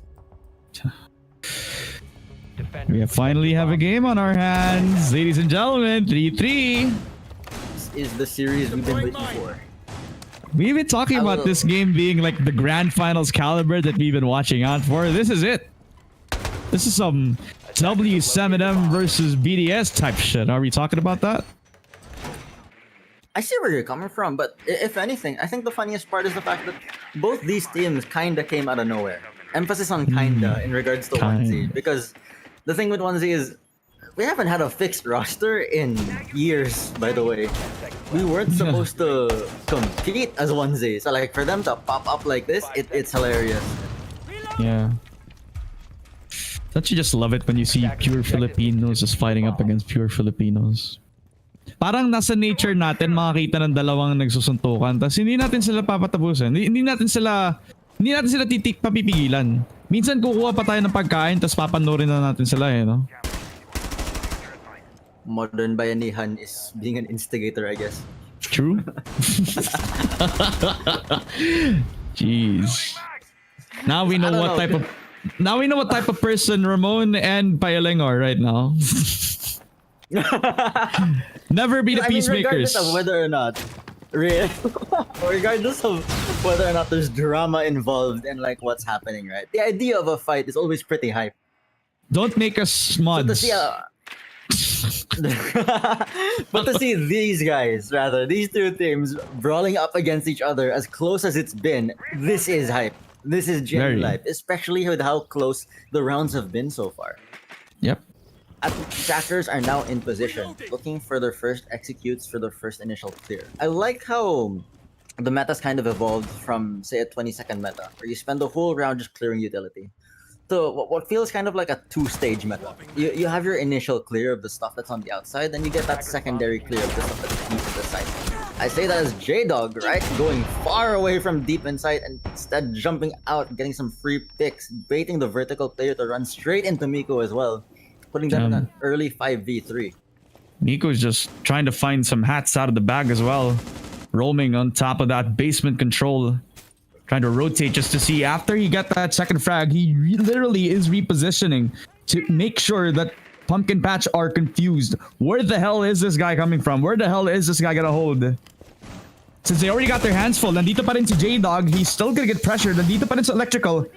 But with as much time bought as he could possibly could, literally they're shaving off so much just to kill off this one guy. Breach charge out. Possibly just to destroy that one Kiba barrier, but on the other side of things, Miku and Blanco, they're doing their best work, and it's off the back of so much time bought. Another Kiba barrier. This guy's insane! Even using the impact grenade! Everybody, the young guns just want to take control of every part of Nighthaven Labs. They want to keep the J-Dog. They want to complete the perfect record. When J-Dog's landing shots like that, you know he means business. You know he's gonna keep it flawless. Grabe. Si J-Dog talaga, boss. At That's alam my mong estudyante. nangangagat ang kaibigan nating si J-Dog. Mga kaibigan, it is the lead coming in for 1Z Endeavor 4-3. So far, their defense is looking primed up as ever. Put all your resources everywhere across the map. You put J-Dog in a position where he wastes so much time. And not only does he do that, he runs out literally just to catch your pants down. Only the smoothest coming from the boys. No lube whatsoever. Whoa. Who needs lube when you're sleek and beautiful? Two. 10 seconds left before insertion. Gusto ko yung naglol bigla yung si Knight. Are moving out to locate a bomb. Yep, that's not the cleanest thing I've said today. What do you mean? What do you mean? And he's I don't get it, Ramon. Knight's not here, bro. Oh yeah, that's true. Maybe he's just in my head. Know what I mean? He's in the room with you now. Not in the room, but in my head. The way I'm constructing my thoughts is that Knight's actually the voice of it. Ah, yeah, because when you think R6, you think Knight Raid. Yep, and I think about kills. I think about Miku right now. He's doing well against Lance. Literally, the head-to-head has been 4-2 so far against Lance in this game alone. Do you believe me? Sounds believable. Specifically Miku versus Lance. You've been keeping track. Nope. Okay. But it sounds believable. If you make It's it pretty believable. believable. It's pretty believable considering that Miku and J-Dog have been putting kills on the board, mostly on the roam. They're finding these random picks. They're not necessarily random in the sense that they're not useful. That's I say random. random, as gets the pick onto J-Dog there. That's as random as it could possibly be. Argonium picks off one. At this point, just 1Z. All sectors of that. You got Catwalk in full control. You got Electrical. Yep. Giving up again to over to, I think this is Rainy. So J-Dog's down. Nobody's holding that electrical position now. 1Z Endeavor. This isn't even a second floor hold. This is everybody just holding that vertical control, knowing that there's... It's a requirement if you want to take that first floor, no, diba? Yep. To establish that vertical control, they establish those cutoffs because laterally, when you're on first It's not floor, even first floor. Those cutoffs don't exist. Are we in first floor? The site is basement, but the clear is top down. Oh, that's true. There's still a whole minute left. 2 operators left. On the attacking side, that is. Yep. It's 2 kinds of breachers as well on Pumpkin Patch, so you can conquer both the hard and soft of it, if I do say so myself. 45 seconds. I know what I FBI said. Open up. As the 2 FBI agents are actually pushing down into EXO here. They don't have the information about the EXO push yet. So, they're calling They it do. out just now. Blanco with his big ears just heard it, and he's ready to pick it off. No, he's not. Peeks on in. Does not deny the plant in time. Double kill for Miku, as it is going to be a beautiful response from 1Z Endeavor. We talked about them not having info, but you remember. Blanco hears everything. Nightmare scenario there in regards to Pumpkin Patch. What would have been the perfect sneak for them? Caught immediately by their anchor. Really good response from the roamers to actually be close enough to respond to Blanco there. Argo is able to get the immediate refrag there as well. That responsiveness is what's keeping Endeavor afloat right now. Because, again, they don't know what to expect as far as Pumpkin Patch has in the way of strats, in the way of digs. Attackers need to locate And so and that defuse on-the-fly bomb. adaptability and being close enough to respond to each other, whether the player is succeeding or failing, whether it's a trade out or whether it's just a reinforcement, that's what's keeping it difficult. You compare it to how Pumpkin Patch performed incredibly well on the defense. We mentioned, yeah, they do incredibly well individually. It's why they don't need to back each other up. These are 2 opposing playstyles, if any. So it's teamwork versus self-sufficiency. That's Right? what we're dealing with here. you've got people who are incredibly good at carrying their own 5 weight seconds remaining. versus a team who's doing everything it can to carry each other's weight. Attackers must locate and defuse the And bomb. it's not even like a black and white situation. Both playstyles are pretty valid. It's just that. Because both playstyles are in the grand finals, no? Exactly. Biggest payoff, and J-Dog here's the push shot for Skits. He punishes it with a very nice shot again. Already noted the bandit player over at the meeting hallway, so he's just gonna hold the angle. Argonium, he's gonna peek a little bit too far and gets punished with 50 HP to his name again. J-Dog, he wants to be aggressive. He pushes again with his Kiba barrier, and he takes the fight over to Dirty Papa. What is happening to these guys? Onesie Endeavor are picking fights every single time. In the 5v3 at a 5-3 scoreline, Onesie just has full control of the map right now. Sight is kitchen, yet Attack has nothing they can do about second floor. The remaining utility left on them isn't disruptive enough to actually interact with Onesie set up topside. They have to take these gunfights, and they need to win these gunfights back to back for them to actually reach this man advantage. That's true. Potential still have- lobby execute is kind of locked out. They just don't have the utility for it. Can the Lance make the difference again with the pick as he targets the bandit to try to see if he can get a softball advantage? Finds him on the other side of the map, finds a softball for it, does not hit the shot. And I think he's just teasing the possibility that he could be on the other side of that wall. Miku, he spots out at least ahead, but does not land a bullet to it. And a lot of time to cover. And a few floors to also try to destroy. Get some control to get some advantage done. As J-Dog, he's teasing them on the other side of the Kiba barrier. He does get himself downed. Lance is not going to have any contribution unless he gets picked off from the ground. He gets used as bait. The shot from Ryan right here does actually make the difference this time around. So that's J-Dog down. That's at least one of the soft roamers out of the picture this time around. 1 minute shaved off of the clock as well. Make it 2 minutes. Down to the 45 seconds. Goyo targeted by Lance himself. Still alive and kicking. Over at the lounge side. Pwedeng i-push doon sa may meeting hall stairs. So ang daming time pwede pa itong makonvert ng pumpkin patch. Especially with 90 being in full control of Endeavor. That can still be on the other side of the revolver. So PS Prime has to do the dirty work this time around. The push on in from Ryan. A double kill for him right now. 3v3. Equalize the numbers. 20 seconds. They have to do the numbers. They got the verticality, but do they have the sight control itself? They breached the wall. They're holding the angle. They're keeping themselves safe inside of that small box, but Shiba peeks out, emerges from the shadows. 3v2, 5 seconds, could not handle the pressure. Double kill from the leader. 3v1, as Ryan could not do anything to deny that at all. Onesie Endeavor, with full patience, with blood, sweat, and tears, take the round away from what could have been a comeback from Pumpkin Patch. That was it. That was the swing back. That was the genuine potential for Pumpkin Patch to swing back into that. Losing those players early and then evening the numbers again.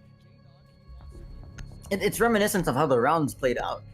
With Endeavor losing out those early rounds and then swinging it back to bring it to an even advantage. Now with Endeavor taking that lead, it's the same thing all over again.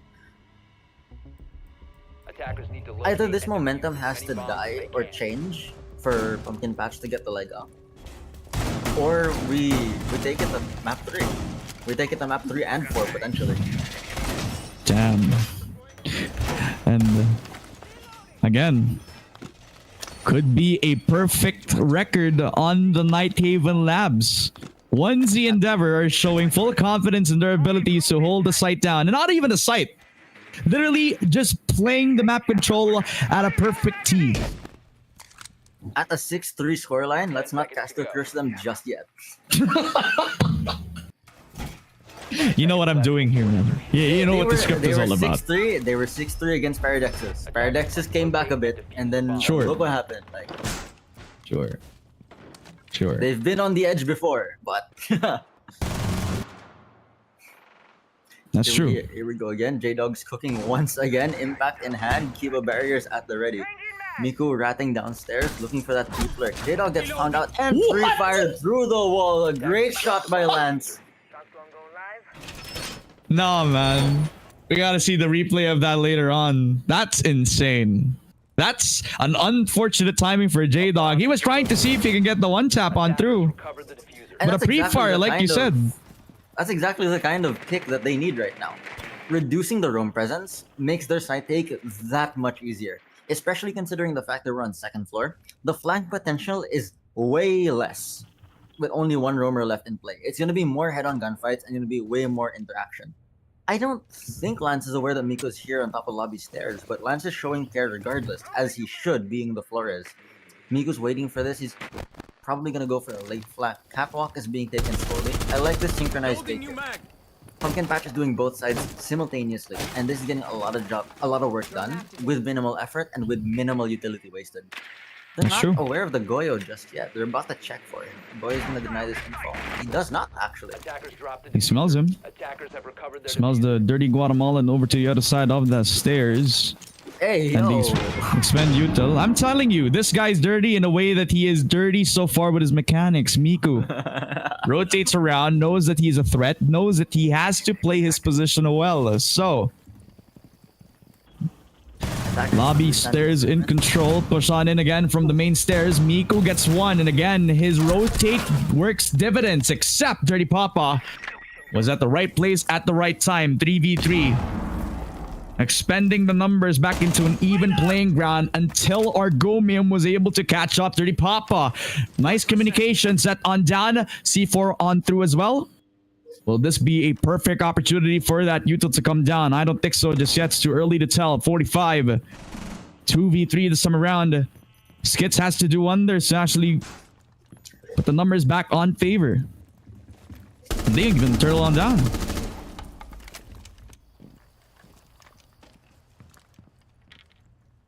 V2, control over all of the extensions of site right now. No direct site interaction just yet. It's a 2v3. If there was a time for them to frag out, it would be now. But if there was a time for them to use the Goyo canisters, it was right here, right now as well. I love Goyo. Even though he's dead, there's still full impact on him right now. 3v2, 5 seconds, could not push, could not do anything. This is all a onesie endeavor map, ladies and gentlemen, as the perfect record still stays true to this day. Onesie endeavor or one game away from winning 20,000 pesos, and they have to do it on Clubhouse. It's a back-to-back 7-3.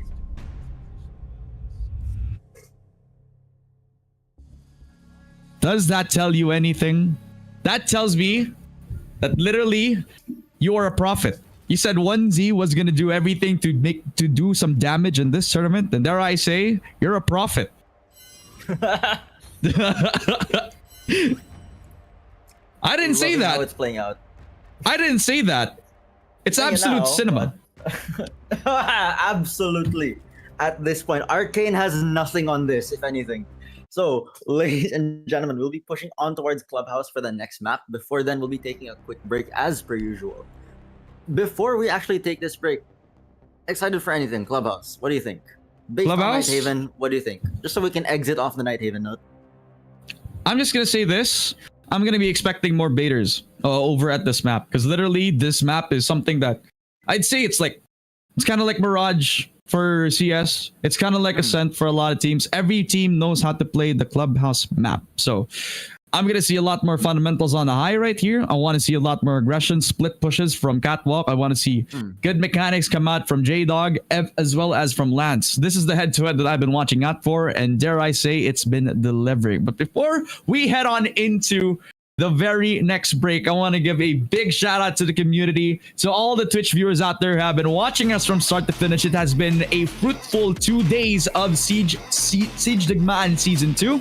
And I think I want to give a huge shout outs as well to our sponsors dito pa lang sa Siege Digmaan Season 2 as well, starting with R6 Pinas. If you want to join us, yung mga fellow gamers natin dito sa R6 Pinas, mga naglalaro ng R6 at kung ano-ano pa, eh pwede kayong sumali sa Discord server link na ilalagay namin ngayon sa Twitch chat, pati na rin sa The Coalition. Literal na sila ang mga kaibigan natin na nakapag-partner sa R6 Pinas at nakitulong din sa ating Siege Digmaan Season 2, where you can play all the best games. You can also make some of those exciting moments together. Just clip your favorite plays and share them on Discord. The best clips will be featured on the highlight reel. Hindi lang sa The Coalition pero sa buong naging plays natin sa Siege Digmaan tournament. So, check nyo na lang, clip nyo na yung ating mga favorite plays, ilagay na lang sa Discord at ipapakita natin yan sa ating magiging highlight reel. Sala na kayo sa mga Discord natin. Pwede din kayo makiboost sa ating mga kaibigan katulad ni Paeling dito. Thank you so much for watching us dito sa ating naging second map. We'll be coming on into a short break at pagbalik, pupunta tayo sa clubhouse.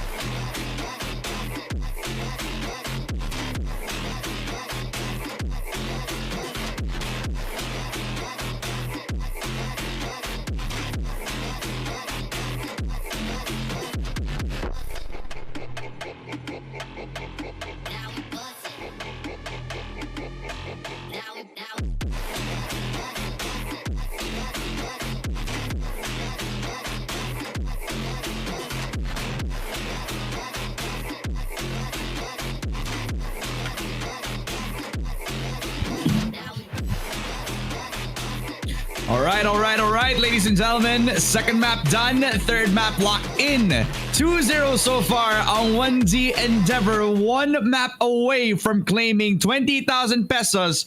And not only that, marking themselves as the best team in R6 Pinas. Welcome back dito sa Siege Digmaan Season 2. Ako nga pala si Ramon. Sama ko si Paileng, ang pinakagwapo kong naging co-caster sa balat ng lupa. Sorry, bipolar. Ako nga pala, ito ang pinakamagandang tsansa para matapos ni Blanco ang storya ng kanyang revenge arc. Starting from a mod dito sa R6 Pinas, now becoming one of the best players dito pa lang sa R6 Pinas. Now, I gotta say, the story of 1Z Endeavor so far has been beautiful. Knocked down to the ground by the same team that they're facing up in the grand finals.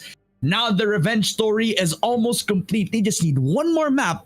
And it's unfortunate because it's a map that everybody knows how to play. So this means that they have to John Lloyd in. And when I mean that, I mean they have to lock in, man.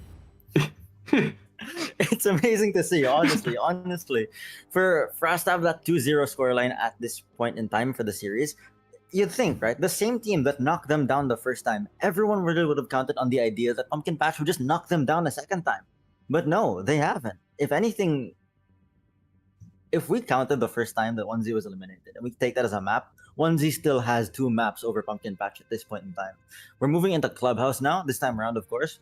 We went from one of the fresher, newer maps to the pro scene, Night Haven, and now transitioning over into Clubhouse instead. Historic map, something that we've had for millions of years, something that we've been playing for millions of years. So seeing these old players running this again, same thing that I said on Cafe. I want to see that classic gameplay with these new modern strats. Okay, but enough about the micro about all this stuff happening, right? You got to talk about what makes everything sizzle, what makes everything very spicy, right? What these players are playing on the line right now, because literally that 20,000 pesos is definitely up for grabs so far, and with how the games have been going, 1Z Endeavor are almost smelling it, right? But what has been the thing about Pumpkin Patch, what makes them so unique, is that they burst on into the scene. Everybody knows them individually, but as a team, there's been a huge question mark.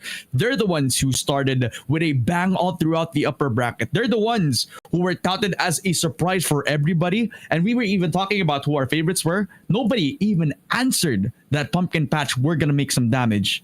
They went on in, they cruised towards the upper bracket, and they make their way over to grand finals without a sweat. This is the first time that we're seeing them challenge all throughout, and it's from one of the teams that they cruise through, from the BO1s itself. What makes that so special for you, Pailing? What makes it special to me is it just goes to show how ridiculously impressive these individual players are. We've had Skits who's been on the scene for so long. We've had Ryanie who's been on the scene for so long. Not to undermine, we've got Stephen on there, we've got Pau. All of these guys have been playing for so long that it shows through. It's like it's second nature to them at this point. Siege is second nature to them at this point, and it shows. It's reflecting in on them. So I think the special thing is that Siege is like really close to them. Siege is really close to them. So this had to be expected. Had to be expected indeed. I just want to see if we can have some interaction from the Twitch chat. Type 1 if you love Rainbow Six Siege, and if you want to support yung Rainbow Six Siege PINAS right here. We're all across the board mga kaibigan as we're ready on into the clubhouse map. At mukhang ready na din ang magiging agent picks and bans natin for this stage of the next game. Will this be a 3-0 sweep for 1Z Endeavor, or will Pumpkin Patch rise to the occasion? We'll find out with the map or the operator picks. Talagang napakaganda ng opening ko no? Tapos dun pala yung nangyari. Let's not on into the bans. Montaigne already out of the picture. Just as classic as it is. Literal na ayaw nila ng free info. And even though the shield nerfs are in, nobody wants to give a free Montaigne up. A shield is still a shield. That's what we keep saying, man. Nobody wants a bulletproof entry fragger. Further pushed in, we're getting the Flores ban. I think this is to further strengthen the potential barbed wire and Azami, potential barbed wire, Azami, and Melusi picks that could come around for the different sites available to us. Mira is taken out of the picture too. This is definitely going to weaken the basement site by a lot, but not too much to the point where it doesn't become viable. Basement's definitely going to be roam heavy. And this is, I think, the first Mira ban we've had all tournament, if I'm not mistaken. Yeah. If anyone remembers. So yeah, Mira ban out of play. That's a classic ban there coming from Pumpkin Patch. And the same Clash ban coming from Endeavor. If you guys haven't realized already, Endeavor would like it, when they shoot a target, it takes damage. Yeah. Apparently, I guess. So that opens up the possibility of the Maestro being played on Cash. And I think that's more or less the extension play if you're playing Gym Bedroom, which I believe is going to be that first site to hold. Pumpkin Patch are dealt with a situation where they have to play the tempo this time around. Or honestly, that's what I say for every time I cast Valorant. Is the attacking side the ones dictating the tempo? Because I don't think it is for R6. Attackers need to locate and Okay, so if you want to win, attack has to figure out how they can dictate the tempo. Once you take the tempo into your hands and out of defenses, that's what you're trying to do. If you're an attacker holding an angle, you better hope you're the dedicated flank watch. Because if you're any other role and you're just holding up an angle, you're not doing anything. Because that's the defense's role. The defense is already in the building. It's your job as an attacker to take it. And you're not going to be taking anything by standing around. That's true. See, this is why I 10 seconds remaining. completely requested that you're gonna be my co-caster, because nobody else would actually have that so eloquent of an answer for such a simple-minded question, right? Attackers are moving out to Man, oh locate a man. bomb. 0-0. We're just gonna be starting our clubhouse take. As finally we get 1Z Endeavor on a position where they can sweep it 3-0. But the game's not done just yet. Pumpkin Patch, the underdog story, who actually started as a monster in that upper bracket, are gonna get challenged so much in this clubhouse game because everybody knows how to play this map in particular. It's just gonna come down to how creative the setup is gonna be. Goyo is now in play for Miku, one of his most played defenders on the defense itself for 1Z Endeavor. And as you mentioned, J-Dog, this guy, the young gun, always a difference maker, now on a pivotal role of being that nuisance that they always try to be. As Miku finds himself softened up over towards that bar push, and you also got a bit of that pressure being dealt on by BS Prime as he opens up that construction wall. Attackers already getting the initial stage out of the way, already have their walls open. Now they're really just going for the frags and trades at this point. No one's able to interact gunfight-wise yet, but once the clear starts to expand, we already have Miku looking for the first resistance from attack in the base, not the basement, but the bar. Oh, he's getting pinged off. Is he gonna get found out? Who's the closest attacker to him? I don't think he's alone anyway, so it's okay for him to be wide out in the open. And that's gonna try to see if he can get himself the first pick off, but Dirty Papa, that AK-12 has always been a detriment to any defender, and now it makes its presence known. The fuse without the shield, actually now working their way up towards the top side of the building. As they pick up Miku, but again, it's not always the op that makes the difference, the utility that he can provide. So as much time has already been shaved off, that's already half of the clock winding down. into the 1 minute mark. We go for 1Z Endeavor. Their hold has to be picture perfect.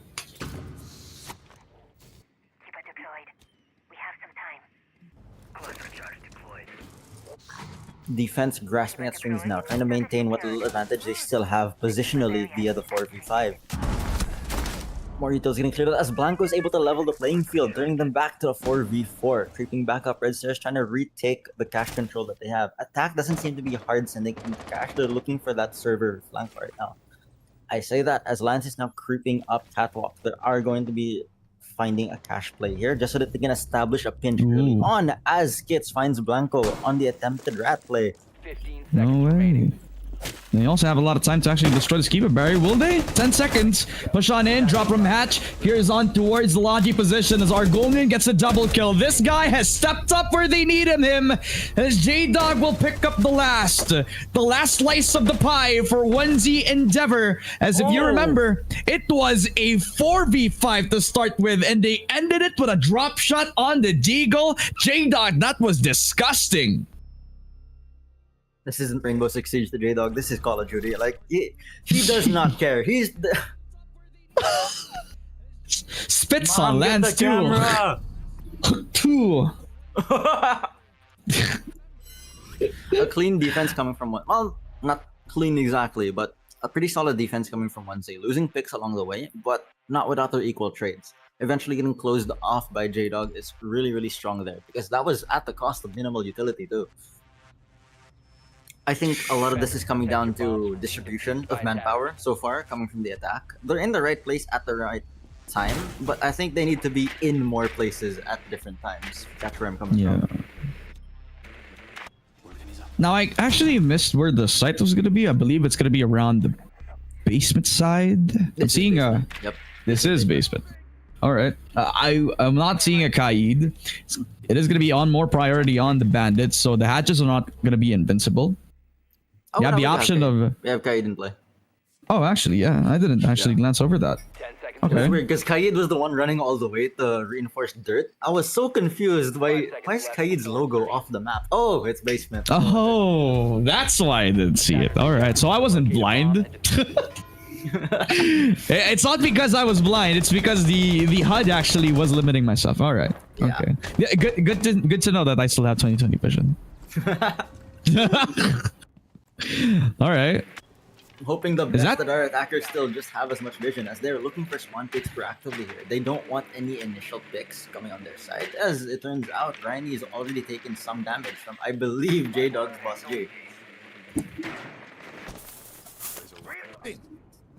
Maintaining man advantage here on the basement hold. Any map, man advantage is important. Any site, definitely. But the thing is, what you get out of man advantage for basement is that there's so many entry points that you can enter simultaneously. I say man advantage as J-Dog takes off Skits right off the rip there, putting them in a 4v5, limiting the potential operator spread that the attack has. Blanco then takes on Lance through the headshot, turning it into a 3v5. Attack is running out of options here. Oh, and at least Ryan is providing opportunities as much as he can. J-Dog found out, but he has already done some damage done. Already 3v4. Delivering himself back onto the main stairs. As I like this position from Shiba. This is the first time I've seen like somebody do a Kaid trick just like this. Or maybe... How did he boost himself back up there? I think what he's trying to do there is he's trying to embed it in between the floors so that way explosives can't reach it as easily. Oh. Damn. I really like this Conan O'Brien setup that we got right here. It's again another episode of me learning stuff that I actually couldn't find out if I was playing on my own, but then I have a smart co-caster. Damn. You know those games where like the loading screen has like a tooltip in the corner? You're the tooltip? Yeah, I'm the tooltip. Like every time it's in between loading. That's true. 1 minute on the clock. And you also have... stock actually. And it's actually... Is it a little too late? I think it's also like a ample amount of time to do so right here. Miku still holding down the blue site. They have some suspicions on the dirt position, but it's actually not going to be the case for them. They're trying to Hibana trick to see if they can open up the kitchen hatch, but they can't even find the Cade Claw. It's still got to get reinforced. It's still gonna get electrified. 30 seconds for them. They can't find the Cake Claw as hard as it can be. 20 seconds. And they still cannot find themselves over at that basement position. Now they gotta drop the hatches. Now they gotta go through the main stairs, which is a hard place to be at when you are on the 3v4, especially with those footholds, especially with those long-range angles set up by 1Z. Unless they make the difference with the kills coming down. Dirty Papa will get the one at least, but that's the only frag that they have, and that's the only time that we will attempt, especially with the attempt on the plant. But 1Z Endeavor, always with the patience play, always crunching down on the fundamentals, the creativity of Cade tricking every single Hibana trick that they try to attempt. The kitchen hatch was not opened, and they forced themselves on the dirt rush, which does not bear fruit, which gives them the second round.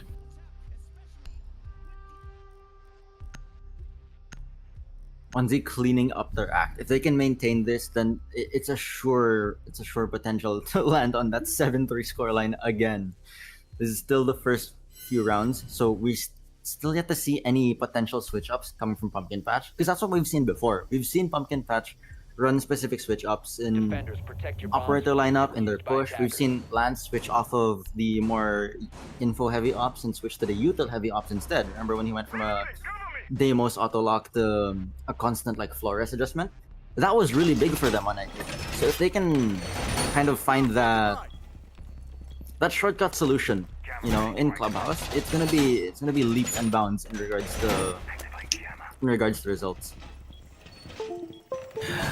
Shoutout nga pala sa mga kaibigan natin sa Twitch chat, kay Machi. Tsaka pala kay Tito Norms. Let's go. Kanina pa dapat yung shoutout ngayon, pero ngayon ko lang naalala. Sorry po, Sir Tito Norms. At sana, nag-enjoy tayo dyan mga kaibigan. This is a 2-0 so far, 1Z Endeavor. Remember, this is a 2-0 in the BO5. They win this next game, well, this game in particular, wala na to. They're done. Yung 20,000 pesos, wala na. Distributed na sa kahit sino na nasa 1Z Endeavor.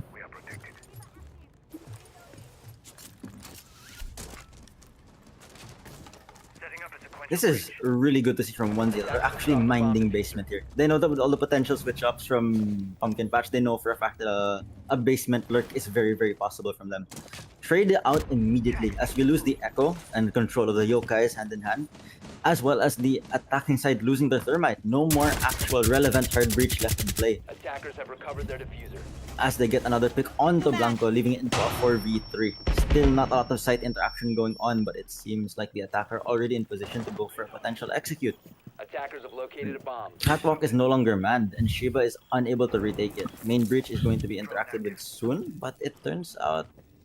Oh no, Ace is still in play. Okay, Ace is still in play. Yep. So the They lost their EMPs Thermite. again. Oo nga eh. Pero may EMPs pa rin naman. And may ace pa din, so there's still possibilities for the push out. And just as I realize it, nasa cash na nga pala tayo. So it's the 25-year-old in me that gets myself lost in time so far. And 1Z Endeavor, are they lost on time? So far, I think they're still chilling. 3v4, not man count disadvantage. Yes, sure, but the fact that they still have control over the site itself and they're willing to give themselves catwalk, okay lang yun. They can fight through just their Less than gunplay half this the time round, around. still a lot of time. Tama eh, di ba? Just- There's still a lot of windows of opportunity for Pumpkin Patch here, especially with the fact that we're getting the wall open already. And They didn't Patrick? have the first ace charge. No, they don't.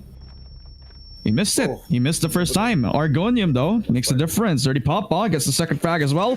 Pumpkin Patch are doing a lot of work para lang makakuha ng first round on the board. 50 seconds. 1Z Endeavor, all the pressure on them this time around. Na-miss ni Miko ang nag-iisa niyang gamit. The Frisbee does not connect, but Shiba's shots will.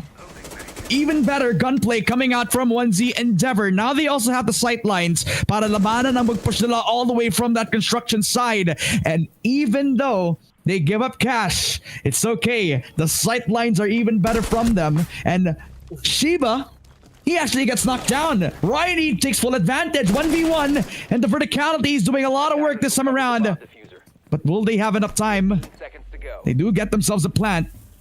Kaso, ang lapit lang din nila. The pressure's on him right now. 10 seconds. Alam niyang wala sa plant. Alam niyang hindi nagsistick. And all the pressure's on him right now. The red pings, perfectly placed. He has to stick it. Miku has to run, and this gives a lot of time for him to knife him down. No, does not even need the knife. Kills him up. Double kill for Miku. And the young gun steps up for the squad. Patience displayed. Killer instinct also on full form. 1Z Endeavor off the back of Miku and his patience paying off. Wins out the third round. Pumpkin Patch yet to win a round. In this 0-3 scoreline, I told you last map, the rounds felt like they were getting longer and longer and longer. And here on the new map, it's taking that much more. Actually stretching the overtime with the diffuser plant and getting it planted down regardless. This is how close of a matchup we're getting for our grand finals. Both of these teams deserve to be in these grand finals just as much as anyone else. When we went into this tournament, we really believed that, yeah, it's anyone's game at this point because the amount of practice that the different teams have had and how close things have been in scrims, it's been ridiculous. Man, this is your brother. I think the description that you told me from this guy when we met for the first time is that this guy's better than me. And at the time, I had doubts. And now, so to speak, I'm not saying you're bad, but I'm saying this guy has a future ahead of him.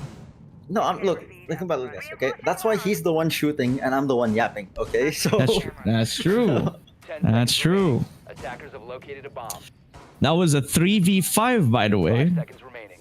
And that is the third consecutive 3v5 win from 1Z Endeavor. What does that tell you, Piling? On the defense, mind you. it tells me that, oh my god, our dead players are watching cams. Just saying to all those ranked players out there, guys. This is a friendly reminder from Piling. Friendly? Yeah, for the most part. Okay. Kala ko may pinaparinig tayo eh. Hey, look, no. The reminder is friendly. The intention is not. Ay, oh. Tama. The delivery is friendly, but the execution, I mean like the purpose, idea not so around much. it. That's true. Medyo selfish Either nga way, eh, no? Point being, it just goes to show that regardless of whether or not the operator is still in play, the teamwork is still there. And they're able to make these happen. Miko was able to clutch that out because, again, J-Dog went through the decency of positioning his yokai in a really prime spot. Getting that live information on the planter is what got them that round finish. Oh, I know. How did I think about it? I forgot that they had an Echo drone over at the same site. Because again, Echo died like immediately. He tried to spawn pick. Speaking of dying immediately, J-Dog is down immediately again, trying to hold off Cashier with minimal utility. Lots of utility, but nothing that's quite defensive. They're trying to go for the wall bank to secure J-Dog here. So people are going to be crowding in slowly, trying to go for the denial. They spend an Ash charge just to deny it. Miko's going to look for the ace, and he gets him, downs him, and pops off to take the Grim off the cash. Shut down immediately by the drop into Logi, but the drop is equally punished by Blanco and Argo. What is this communication? The flow state from everybody across the board. Knowing that one of their players is down, they make the most out of his position, baiting out that one guy, seeing if he can get themselves the opening. And not only the opening, they got multiple trade outs. As we're back into a 3v1 scenario, BS Prime was nowhere to be found. Stuck between a rock and a hard place, and in a matter of seconds, the hard place is going to start hitting. So far, Shiba's going to have the wealthiest time to call the shots so far, because mukhang chilling lang si Idol natin, crawling in towards the crosshair, and finally actually gets some damage done. Deals with Shiba, 1v2. Blanco's not found just yet, tries to spray out, pre-fire it, but with 25 seconds, all that he can do is try to hope and pray that someone makes a positioning error. That's a nice smoke bait. They don't know that he's running around the Logi position. They don't know he's coming from that position as well. Now they do. Spam coming down. Knows that he's on the other side of the wall. Does so with conviction. Double kill. 10 seconds. Pulls out the pistol. Doesn't know that he's on connector. Doesn't know that he's on construction right now. Blanco, the biggest big brain inside 1Z, is gonna push it off with the MPX. And off of positioning, 1Z Endeavor pulls off another miracle. always with the closeout. Always with the closeout. No matter how many of them are left, if they can maintain that closeout. Pumpkin Patch going for the tactical timeout early on. This is what we mentioned on Night Haven. If you can get that tactical timeout early, the earlier the better. Because once you're on that same page sooner, once you got that lock in sooner, the sooner you can get these rounds and that momentum back, the sooner you can actually establish yourselves again. The goal is consistency. That's really what we're after here. Because if you can consistently get, it's one thing to win a hard round, but to win harder and harder rounds back to back to back, that's what puts you in the grand finals. That's what gets you 20,000 pesos richer. And imagine how many chicken nuggets you would have bought with that type of money. No? That's what I'm looking out for. That's Here's what. the strat. Here's the strat, right? We just don't distribute that 20k. We buy our substitute player Nexi a GPU, and then boom, we get the boy back in active duty. True. Shout out to Nexi. Ilang McDo mabibili ko sa 20k? Ewan ko, bro. Ewan ko, dude. Attackers need to locate Basta marami. Depende sa ako ng order kasi minsan kapag ka quarter pounder, medyo mas mahal yun, di ba? Double Big Mac? Wait, double Big Mac? Isn't that already like a double stacker? Yeah, it is. Okay. Medyo redundant na pala yun. Anyways, we're moving on into the next round. 1Z still in a perfect record. Not in the record of match history for Clubhouse, mind you. In this game in particular, they haven't lost a single round. It's still pretty early to tell, though. They're sitting at 4 rounds, I believe. 4 rounds in the scoreline. 5 seconds left before Unless they're sitting at 3. Okay, yeah, they are sitting at 4. Okay. I'm gonna cry if it's another 7-3 scoreline. That's humor at that point. That's just poetry in motion. That's just at this point it's not even 1Z anymore. It's like 7Z. 7Z? 3? 7-3Z. 73Z, 73Z. It doesn't really roll off the tongue. Either way, we'll come up with like a banger logo for it. Pwede naman. But eto, think about this, right? 1Z Endeavor sweeps 3-0 as the underdogs. A hard climb from the lower bracket, killing off the same team that knocked them down into the lower bracket in the first place. How does that sound like? I want to say grudge match, but it's kind of just chill. Like if you join a 1Z call before match, they're just singing along to songs from Mulan, dude. No. You joined Damn, 1Z okay. yesterday and they're singing I'll make a man out of you. And I'm pretty sure they're talking about Argo. Oh. I didn't know this was a cam. Okay. So that's coming off of like I believe bar entrance. Yep. Even if you do end up spotting it, it's hard to shoot because of the exit sign itself. Damn. But what about the story of Pumpkin Patch, right? I mean, let's not forget that these guys swept everybody from the upper bracket. Lance being, I wouldn't say even like a breakout star. That's not for him. I'm talking about like Dirty Papa himself. I mean, what about this guy, right? I mean, this guy could be a breakout star if I have to say that. But speaking of stars, everything is aligning again for the side of Skits as he gets himself J-Dog himself. As the roamer down, they got another to deal with. Blanco attackers have located a bomb. is over at that main stairs position, tries to see if he can get an opening. And possibly, in a matter of seconds, he's about to do so because they're trying to tag down that main entrance position. Now decides to secure back onto the site. They have an ample amount of control over AK as well as the stairs itself. 40 seconds to now make the difference. 40 seconds to make the execute happen. The Goyo canisters are doing a lot of work to delay a lot of time. And that's something that they also have to consider. 30 seconds. Hatch The is round also is getting being maxed dealt out. with. So much utility left in play for the defenders. The 15 seconds, push on in. BS Prime finds himself a kill. That's an open opportunity to push down main stairs and the hatch itself. Argonium takes the first frag yet again. And this time, Pumpkin Patch are fighting back. Shiba with a second frag as well. This is doable for the end of her side. They can't plant the bomb down. Are they? Yes, they are. 1v3, but the pistol comes out for Skits. This time, they finally break through a round. It was off the back of perfect utility usage. But now it was their time to shine with their gunplay and their drop from the hatch. That makes the difference to get their first round. Finally, they break through a clubhouse win. Let's hope they take this momentum. Let's really, really hope they take this momentum. Because all it took was, you went from the opening pick to the stable clear, forcing people back to site.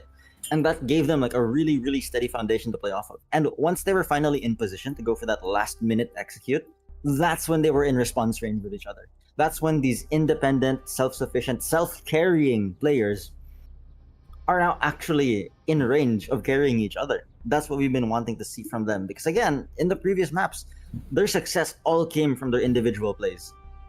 Once that teamwork locks in, that's the point where you can say, Pumpkin Patch is definitively a better team than 1Z. Now the question remains, how well are they going to maintain that teamwork? How often is it going to show through? That's probably like the closest thing that we've got to a synergized push from Pumpkin Patch so far this clubhouse, no? So far, so far. But it's, again, we're waiting for those switch-ups. Now we've got Lance on like a more direct interaction entry frag on Ash compared to, I believe, the Grim that he was running earlier. So again, this might be the switch-up that we were looking for. This might be that click that they might have discovered via the tactical timeout they decided to choose. 10 seconds to go.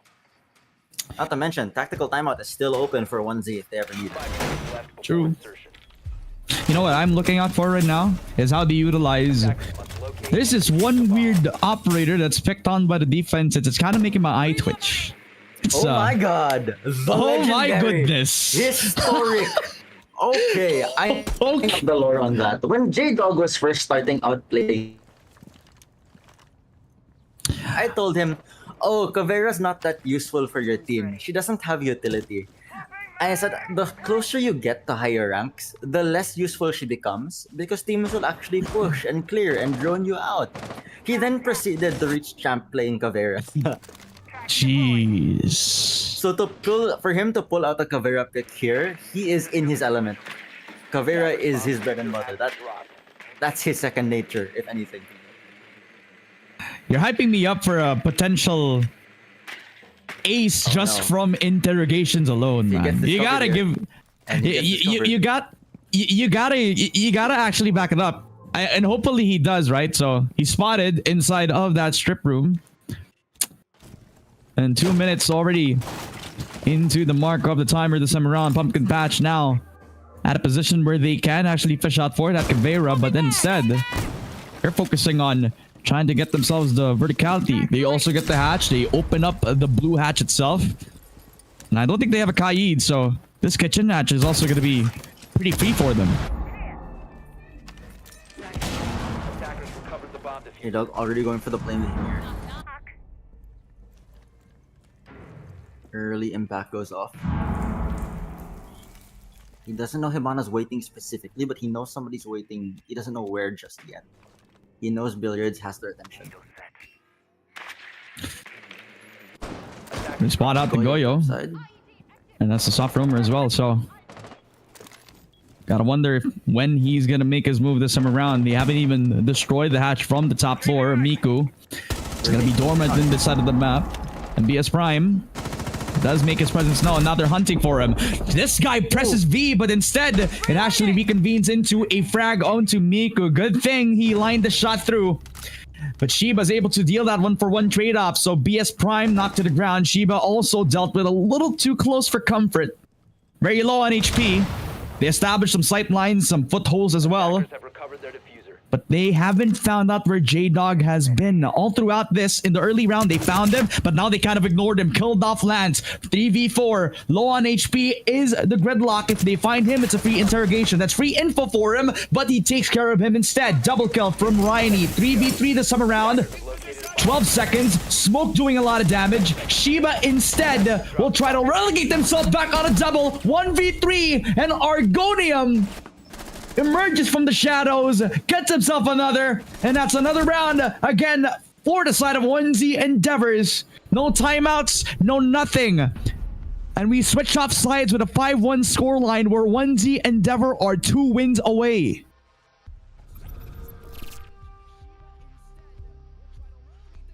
Two more rounds to the potential 20,000 here. We already got the tactical timeout out of Pumpkin Patch. Do they have the reset potential here to swing it back? That's a lot of money on the line here. Because again, we know what happens when Pumpkin Patch can make it work. They make it work so damn well. If they can replicate that consistently, that's it. If they can replicate that, then Endeavor can't compete with that. You've seen how hard Endeavor lost to a full send Pumpkin Patch pull. So either Endeavor's gonna have to readapt to that potential, or they just keep on going. Oh my gosh, speaking of keep on going on strutting their merry way, we have the bar site pick. Oh, what is the secret sauce to this? Because it's been a long time since I've seen Pro League play on this side in particular. I have no idea what the meta is. Run me through it. So once upon a time, secure area game mode was in ranked, yeah? And the thing is, when the whole idea of bomb is you're trying to protect the bombs from being planted in. The thing with secure area is you're trying to make it's the attacker's job to secure the area. It's the attacker's job to defend it, if anything. So you as a defender want to make secure area as dangerous as possible, so no attacker can inhabit it for the duration of the claim time. So in the similar sense, bar is such an open site that you as a defender want to make it as dangerous as possible. Whether that's via vertical hallways or the extending room. Love the lore, love the history. Answer the question in the last 2 sentences. I love that. It's absolutely showing how important this site is going to be for both sides of the team. 1Z Endeavor seemingly have their hands full this time. They got garage control for Pumpkin Patch. They seemingly got themselves over to the hatch as well. Drop in as well from Pumpkin Patch. As they relegate themselves back onto the site itself, they find one. BS Prime doesn't land the shot. 1Z Endeavor now know where the Legion's going to be coming from. The traps are going to get noted. While they also got a bit of map control, a bit of map space, a bit of breathing room. While you got Pumpkin Patch also trying to breathe themselves. I don't think they're aware of the Melusi ratting in secret, actually. She is, in fact, Pumpkin Patch's little secret, as Lance is able to pick off J-Dog on the opposite side of the map as well. This is really, really rough, as attack is like losing a grip, but Blanco getting it back as he gets a refrag onto Skins, putting them in a 4v3. This guy's gonna come alive when they need him to. Blanco, he knows where the guy is! He drops in, but that was a very risky attempt! Ryanie just knows that he's gonna drop down, but instead Argonium steps up. Argonium will try to get the 2 versus 3. Does so with a bang, but he has to make the difference now. He has to equalize the numbers. This guy has been quiet all throughout the BO5, but now he becomes the carry. Now he becomes the Terminator. Now he becomes the monster that they have been grooming him to be for 1Z Endeavor. And with 1 minute on the clock, this could be everything for 1Z Endeavor so far. Pumpkin Patch have been doing a stellar job to responding to the push out from 1Z Endeavor. 45 seconds, they're running out of options. They have to huddle up together, see if they can try to get a number on BS Prime right now, doing a good job of holding that vending machine. The longer they let Legion run, the more Goo Mines are going to be in play. The harder that last minute push is going to get. 25. Almost down to a none. Argonium realizes the situation. He knows that they're going to be huddled up on that position on the hatch itself. So they break open, at least attempt to open up that castle door, the barricade. And she's shaving a lot of seconds, a lot of damage. 10 seconds, could not even push on in towards the east side itself. As again, the Melusi dealing a lot of damage. Headshot in from Shiba as well. 5 seconds, has to deal with a lot of the work. But does not have the time of day. It is Pumpkin Patch that seemingly stole the playbook of the side of 1Z Endeavor. This playstyle that we have been watching out for from the defense on the other side has now been given up to the other side of things. Pumpkin Patch now.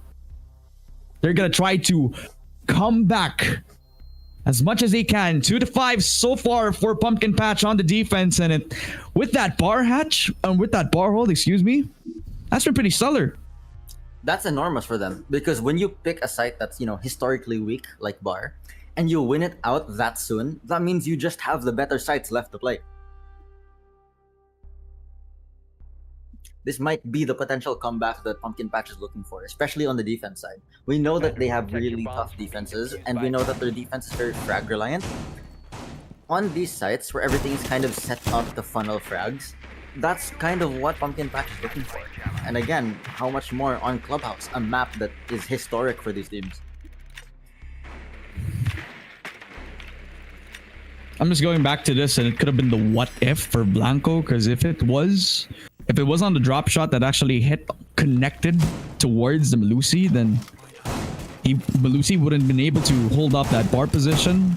They would have had less numbers to contest against the hatch drop as well. Could have more numbers to actually split up, divide and conquer to take up that bar space. So lots of what ifs from what happened, but if you're 1Z, you don't think about what ifs. That's going to cause you to hesitate. That's going to cause you to overthink a lot of situations. Now you're in the driver's seat, but seemingly Pumpkin Patch has the momentum. I get the feeling 1Z doesn't need...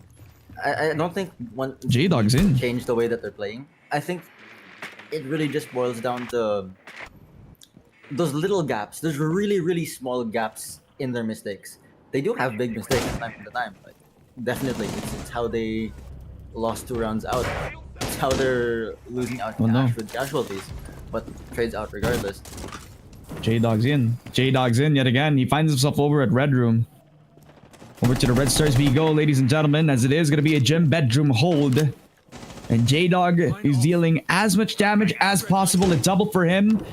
That prompts gets to switch. He switches up where the FNATs are going to be, where the FNATs are activated. They also open up that gym bedroom position. Almost a timing for Shiba. And Dirty Papa, given a second lease at life as well, puts himself back in towards the gym position, pushes in towards Shiba, who gets himself a bullet to the head. 4v2. Losing out on numbers. Timing is everything this time. Lance already gets himself another, which forces 1Z Endeavor to play as fast as possible. They know that one is inside of that Logi. And Skits is also playing as passive and aggressive as possible as well. So you know the split up, you know the timing is here for you. There's still a lot of time on the clock. It's not as easy as pushing in towards the window anyway, no? They know that window jump in is suicide. Yep.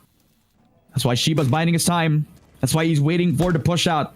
On the other side of things, Blanco. Blanco is here. He has to make the difference now. They know that if they push out towards that gym window position, it's suicide. As you mentioned, they have to count on Blanco to make the difference now. He's lurking away towards that construction side. But they're going to try to do it anyway. No smoke, no nothing. But they only know it's one.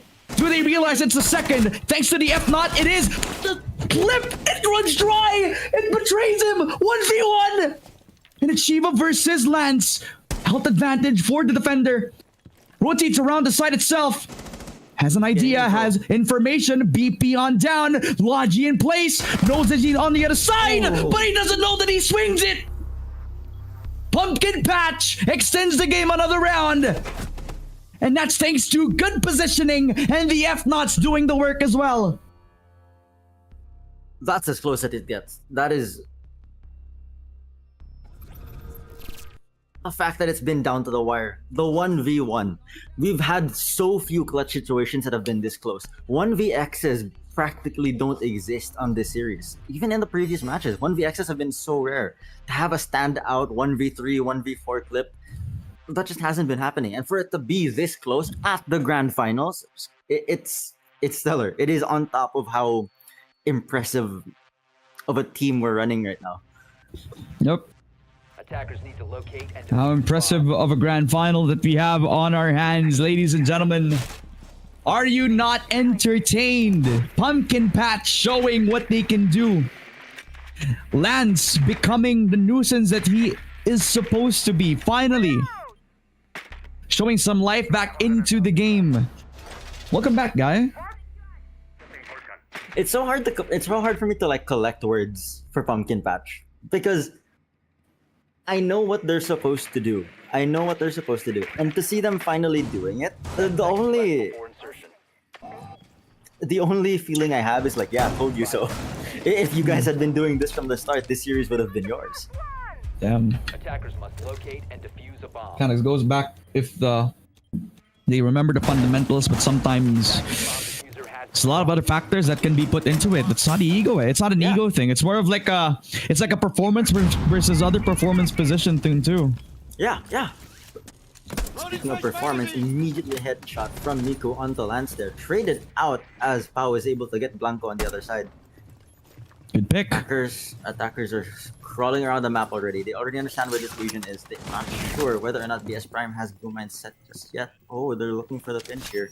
He seems to have disappeared. Tracking footsteps. Scan goes off and Legion is confirmed to have dropped. He's gone. He's out of town.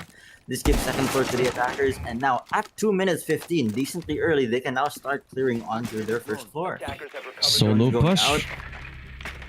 J-Dog is ending up finding Pao anyway. No way.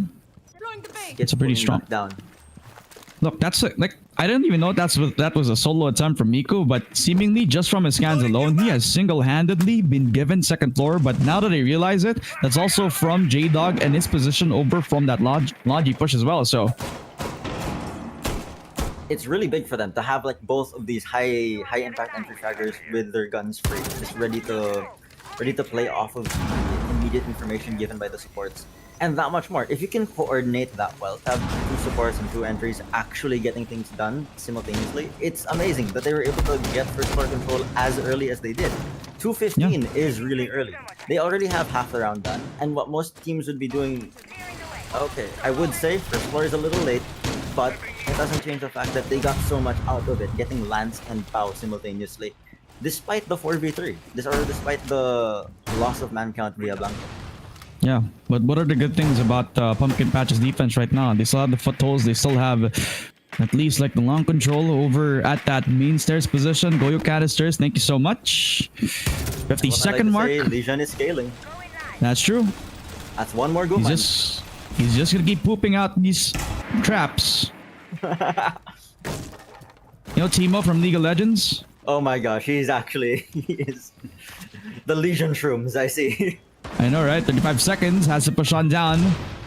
And they know the pressure is coming to them. They have verticality, but it won't matter if they don't get their foots over at the site itself. So we're back to the 25-second mark. This is a 20-second execute that will mean everything for 1Z Endeavor. And it starts with the Legion mine actually affecting them. They spray on through a double again from the Legion. 1v3 in a blink of an eye. And just as we said it, this guy has been everything for Pumpkin Patch. The positioning from the Legion as well as the adaptation just thanks to that verticality. They were a little too late to the call. And that gives the 4th round win on the side of Pumpkin Patch. They knew what was coming.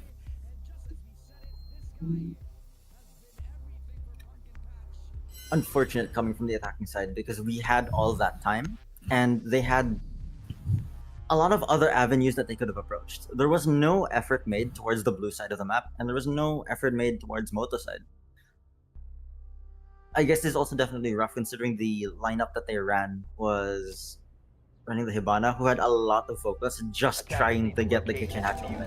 I think establishing Kitchen Hatch as a win con there wasn't the best idea, but they didn't have the information detailing that Kitchen Hatch plant was actually covered by a deployable camera. Back to what site? Hold on, what? Okay, yeah, Huh? back to bar, if I'm not mistaken. That must be bar. Ooh. We're back to bar. They knew the bar Yep. was the first time around, and if 1Z hasn't solved the problem yet, if they haven't figured out what Pumpkin Patch is using to make bar tick, then it's gonna be rough for 1Z. This might as well be a wasted round for 1Z if they can't figure it out. A lot of Yeah, but- operator change-ups here. The whole Blackbeard. lineup is changing. Yeah, I was about to mention the Blackbeard pickup for J-Dog now. That's a kind of a difference in terms of what he has been offering up to the table all throughout yet. Now they give Miku the buck. Now he's going to be the one to actually open up some sight lines, some holes for the team, where J-Dog's not going to be the one to take the aggressive position, which honestly, something that he's been doing pretty well so far.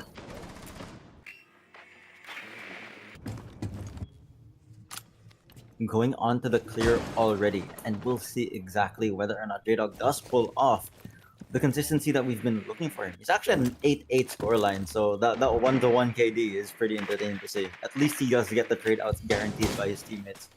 True. With a Blackbeard this time around, we're going to hope that he's actually gonna, live long enough to follow up, get that next kill. The pop-off potential is insane here.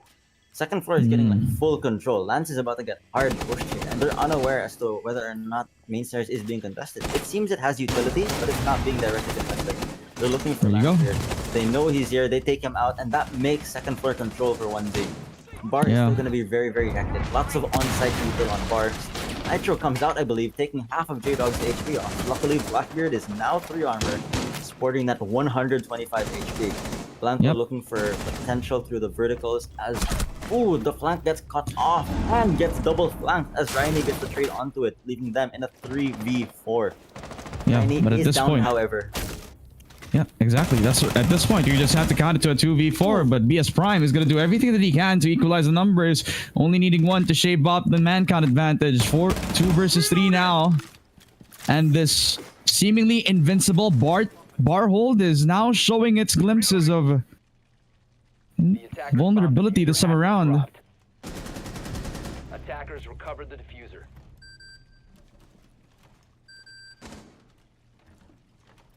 Bomb located by attackers.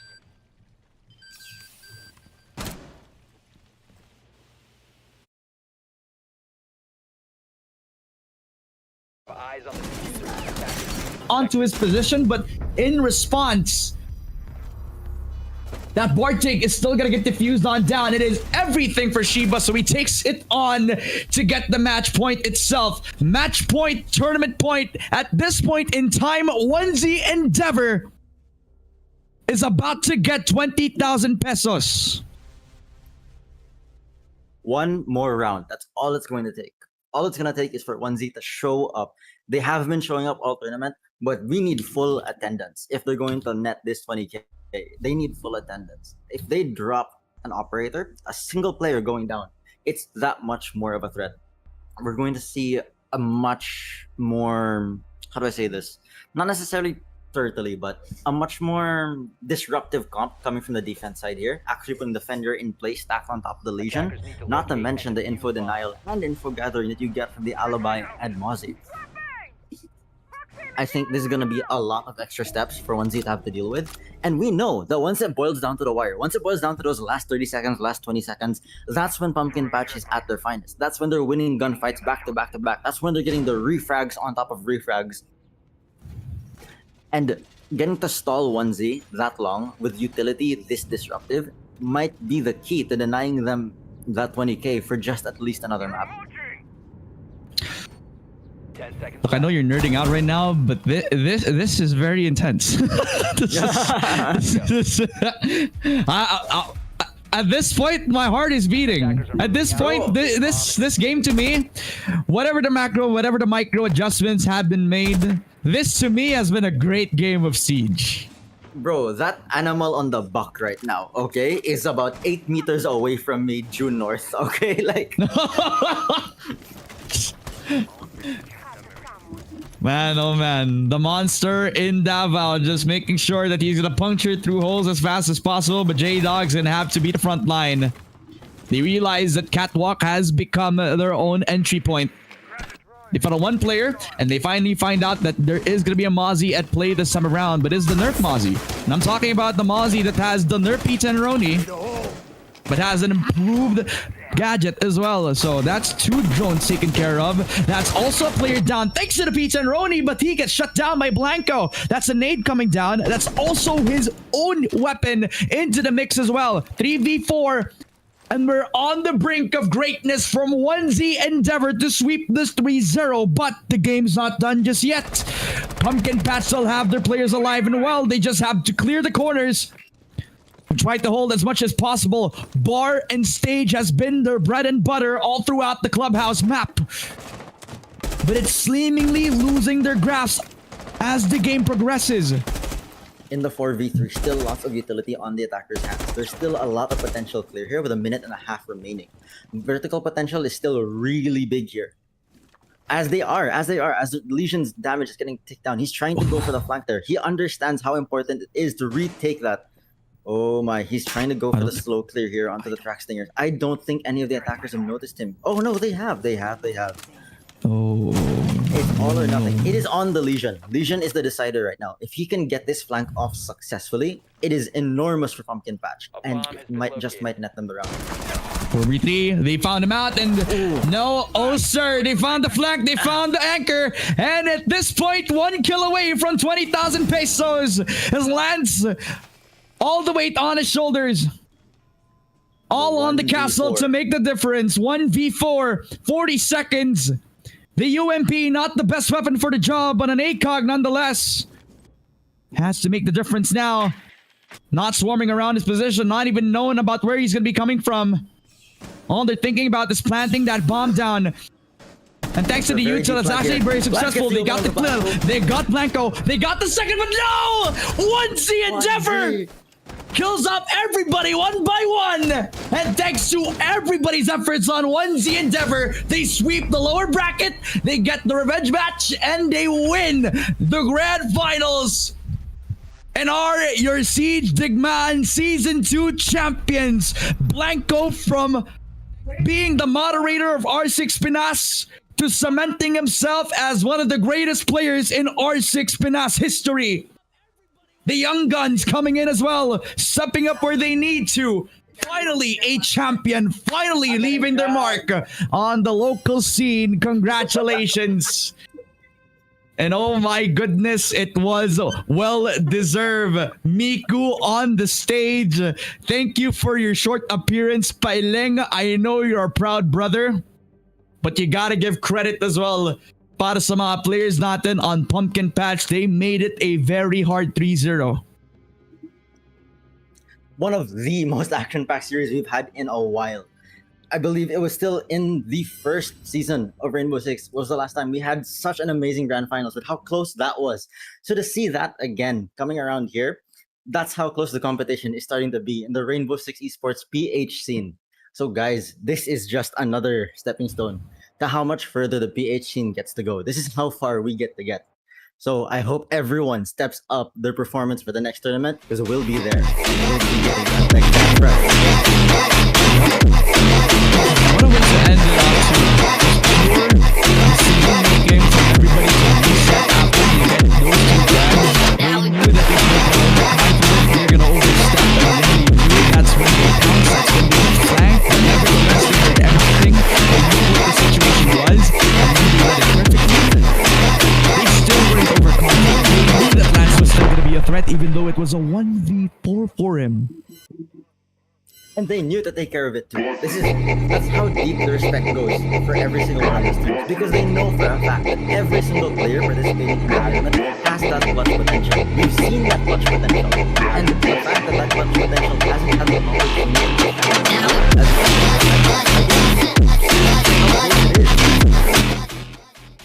Man, 3-0? Throw that out the window. It was a competitive round of Rainbow Six Siege. And dare I say, might actually be one of the best 3-0 wins I've seen. Not because of how dominant it wasn't. But because of the level of quality of Siege I've seen from the past 5 hours that I've seen this competition grow all throughout the tournament. So that's a big congratulations to the members on 1Z Endeavor, and a big congratulations as well to our players on Pumpkin Patch. They're a breakout team, and I'm pretty sure they're gonna huddle up together into the next tournament. At malay mo makapag-improve sila, and maybe this could be Chapter 3. Kasi if you remember, kahit nanalo sila ng championship, they're still 1-1 on the head-to-head para sa teams natin. What if ang Pumpkin Patch ang makikita natin ulit sa Grand Finals at matalo nila ang 1Z Endeavor? And we'll get that next time around. I'm looking forward to it. Diba? And not even that though. That's not even the only storyline that we have. A lot of teams have improved nung nagsimula sila dito sa R6 Pinas. You remember Shot Pano, they were not even one of the teams that were regarded as a threat. Pero nag-improve sila from the previous tournament. From a first round exit, sila tuloy yung isa sa mga top 3 teams natin.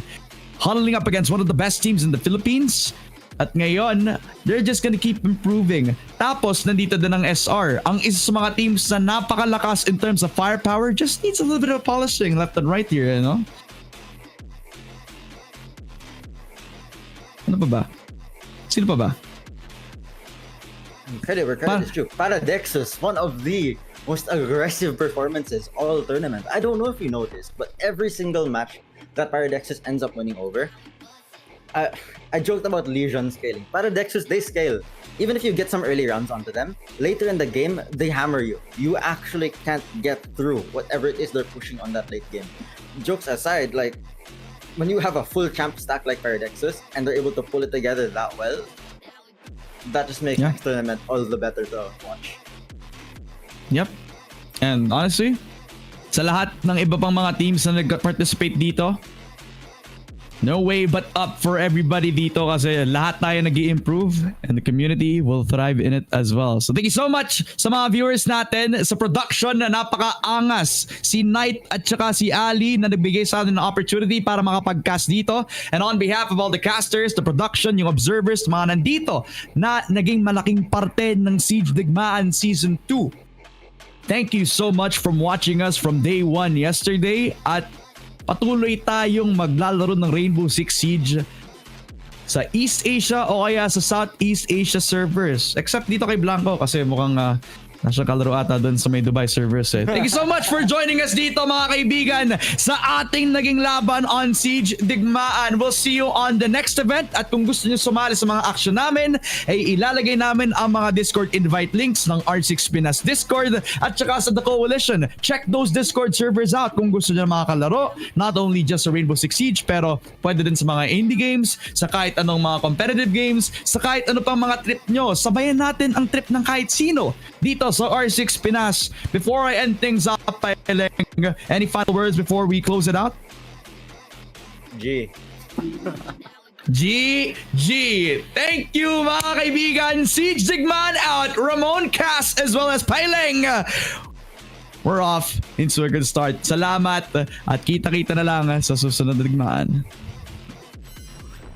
At ayun nga mga ka-Siege Digmaan, nangyari na nga ang mga dapat mangyari dito. Nanalo na ang 1Z Endeavor na dineliver ng ating malulupit na mga caster na si Paileng at pati na rin si Ramon. So, ayun nga, given, by the way, I am one of the admin and I would like to give thanks sa mga naging part ng the team, pati na rin sa coalition na naging part nila dito sa ating event. So, again, I would highly encourage yung mga players, i-share ninyo yung mga clips, yung mga kaganapan natin dito sa R6 Siege Pinas. Kung gusto nyo mag-join sa mga different server katulad ng Coalition as well, please join them sa different games. R6, halo-halo pa man. Mag-enjoy tayo, magkakilalan tayo. Pasok lang kayo sa server namin. At sa susunod na event, mag-abang lang kayo doon sa server namin, ipopost namin. And again, thank you for everyone, for participants, sa mga watchers. Thank you and have a good night. Paalam sa inyo. Good night. I love you guys. I love you.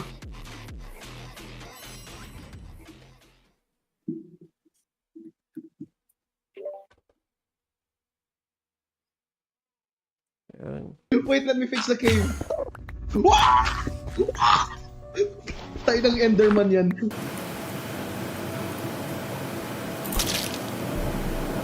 Is up. Hinahabol kayo siya. Scooby-Doo.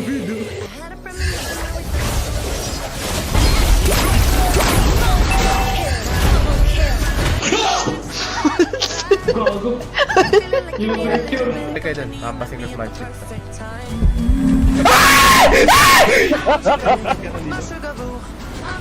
Oy!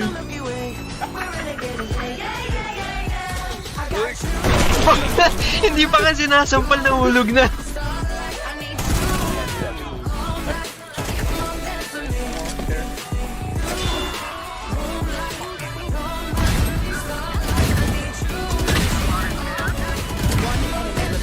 bullets, no bullets, no bullets, no bullets!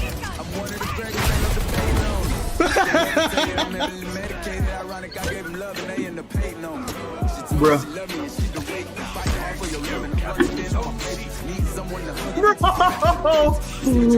Bro!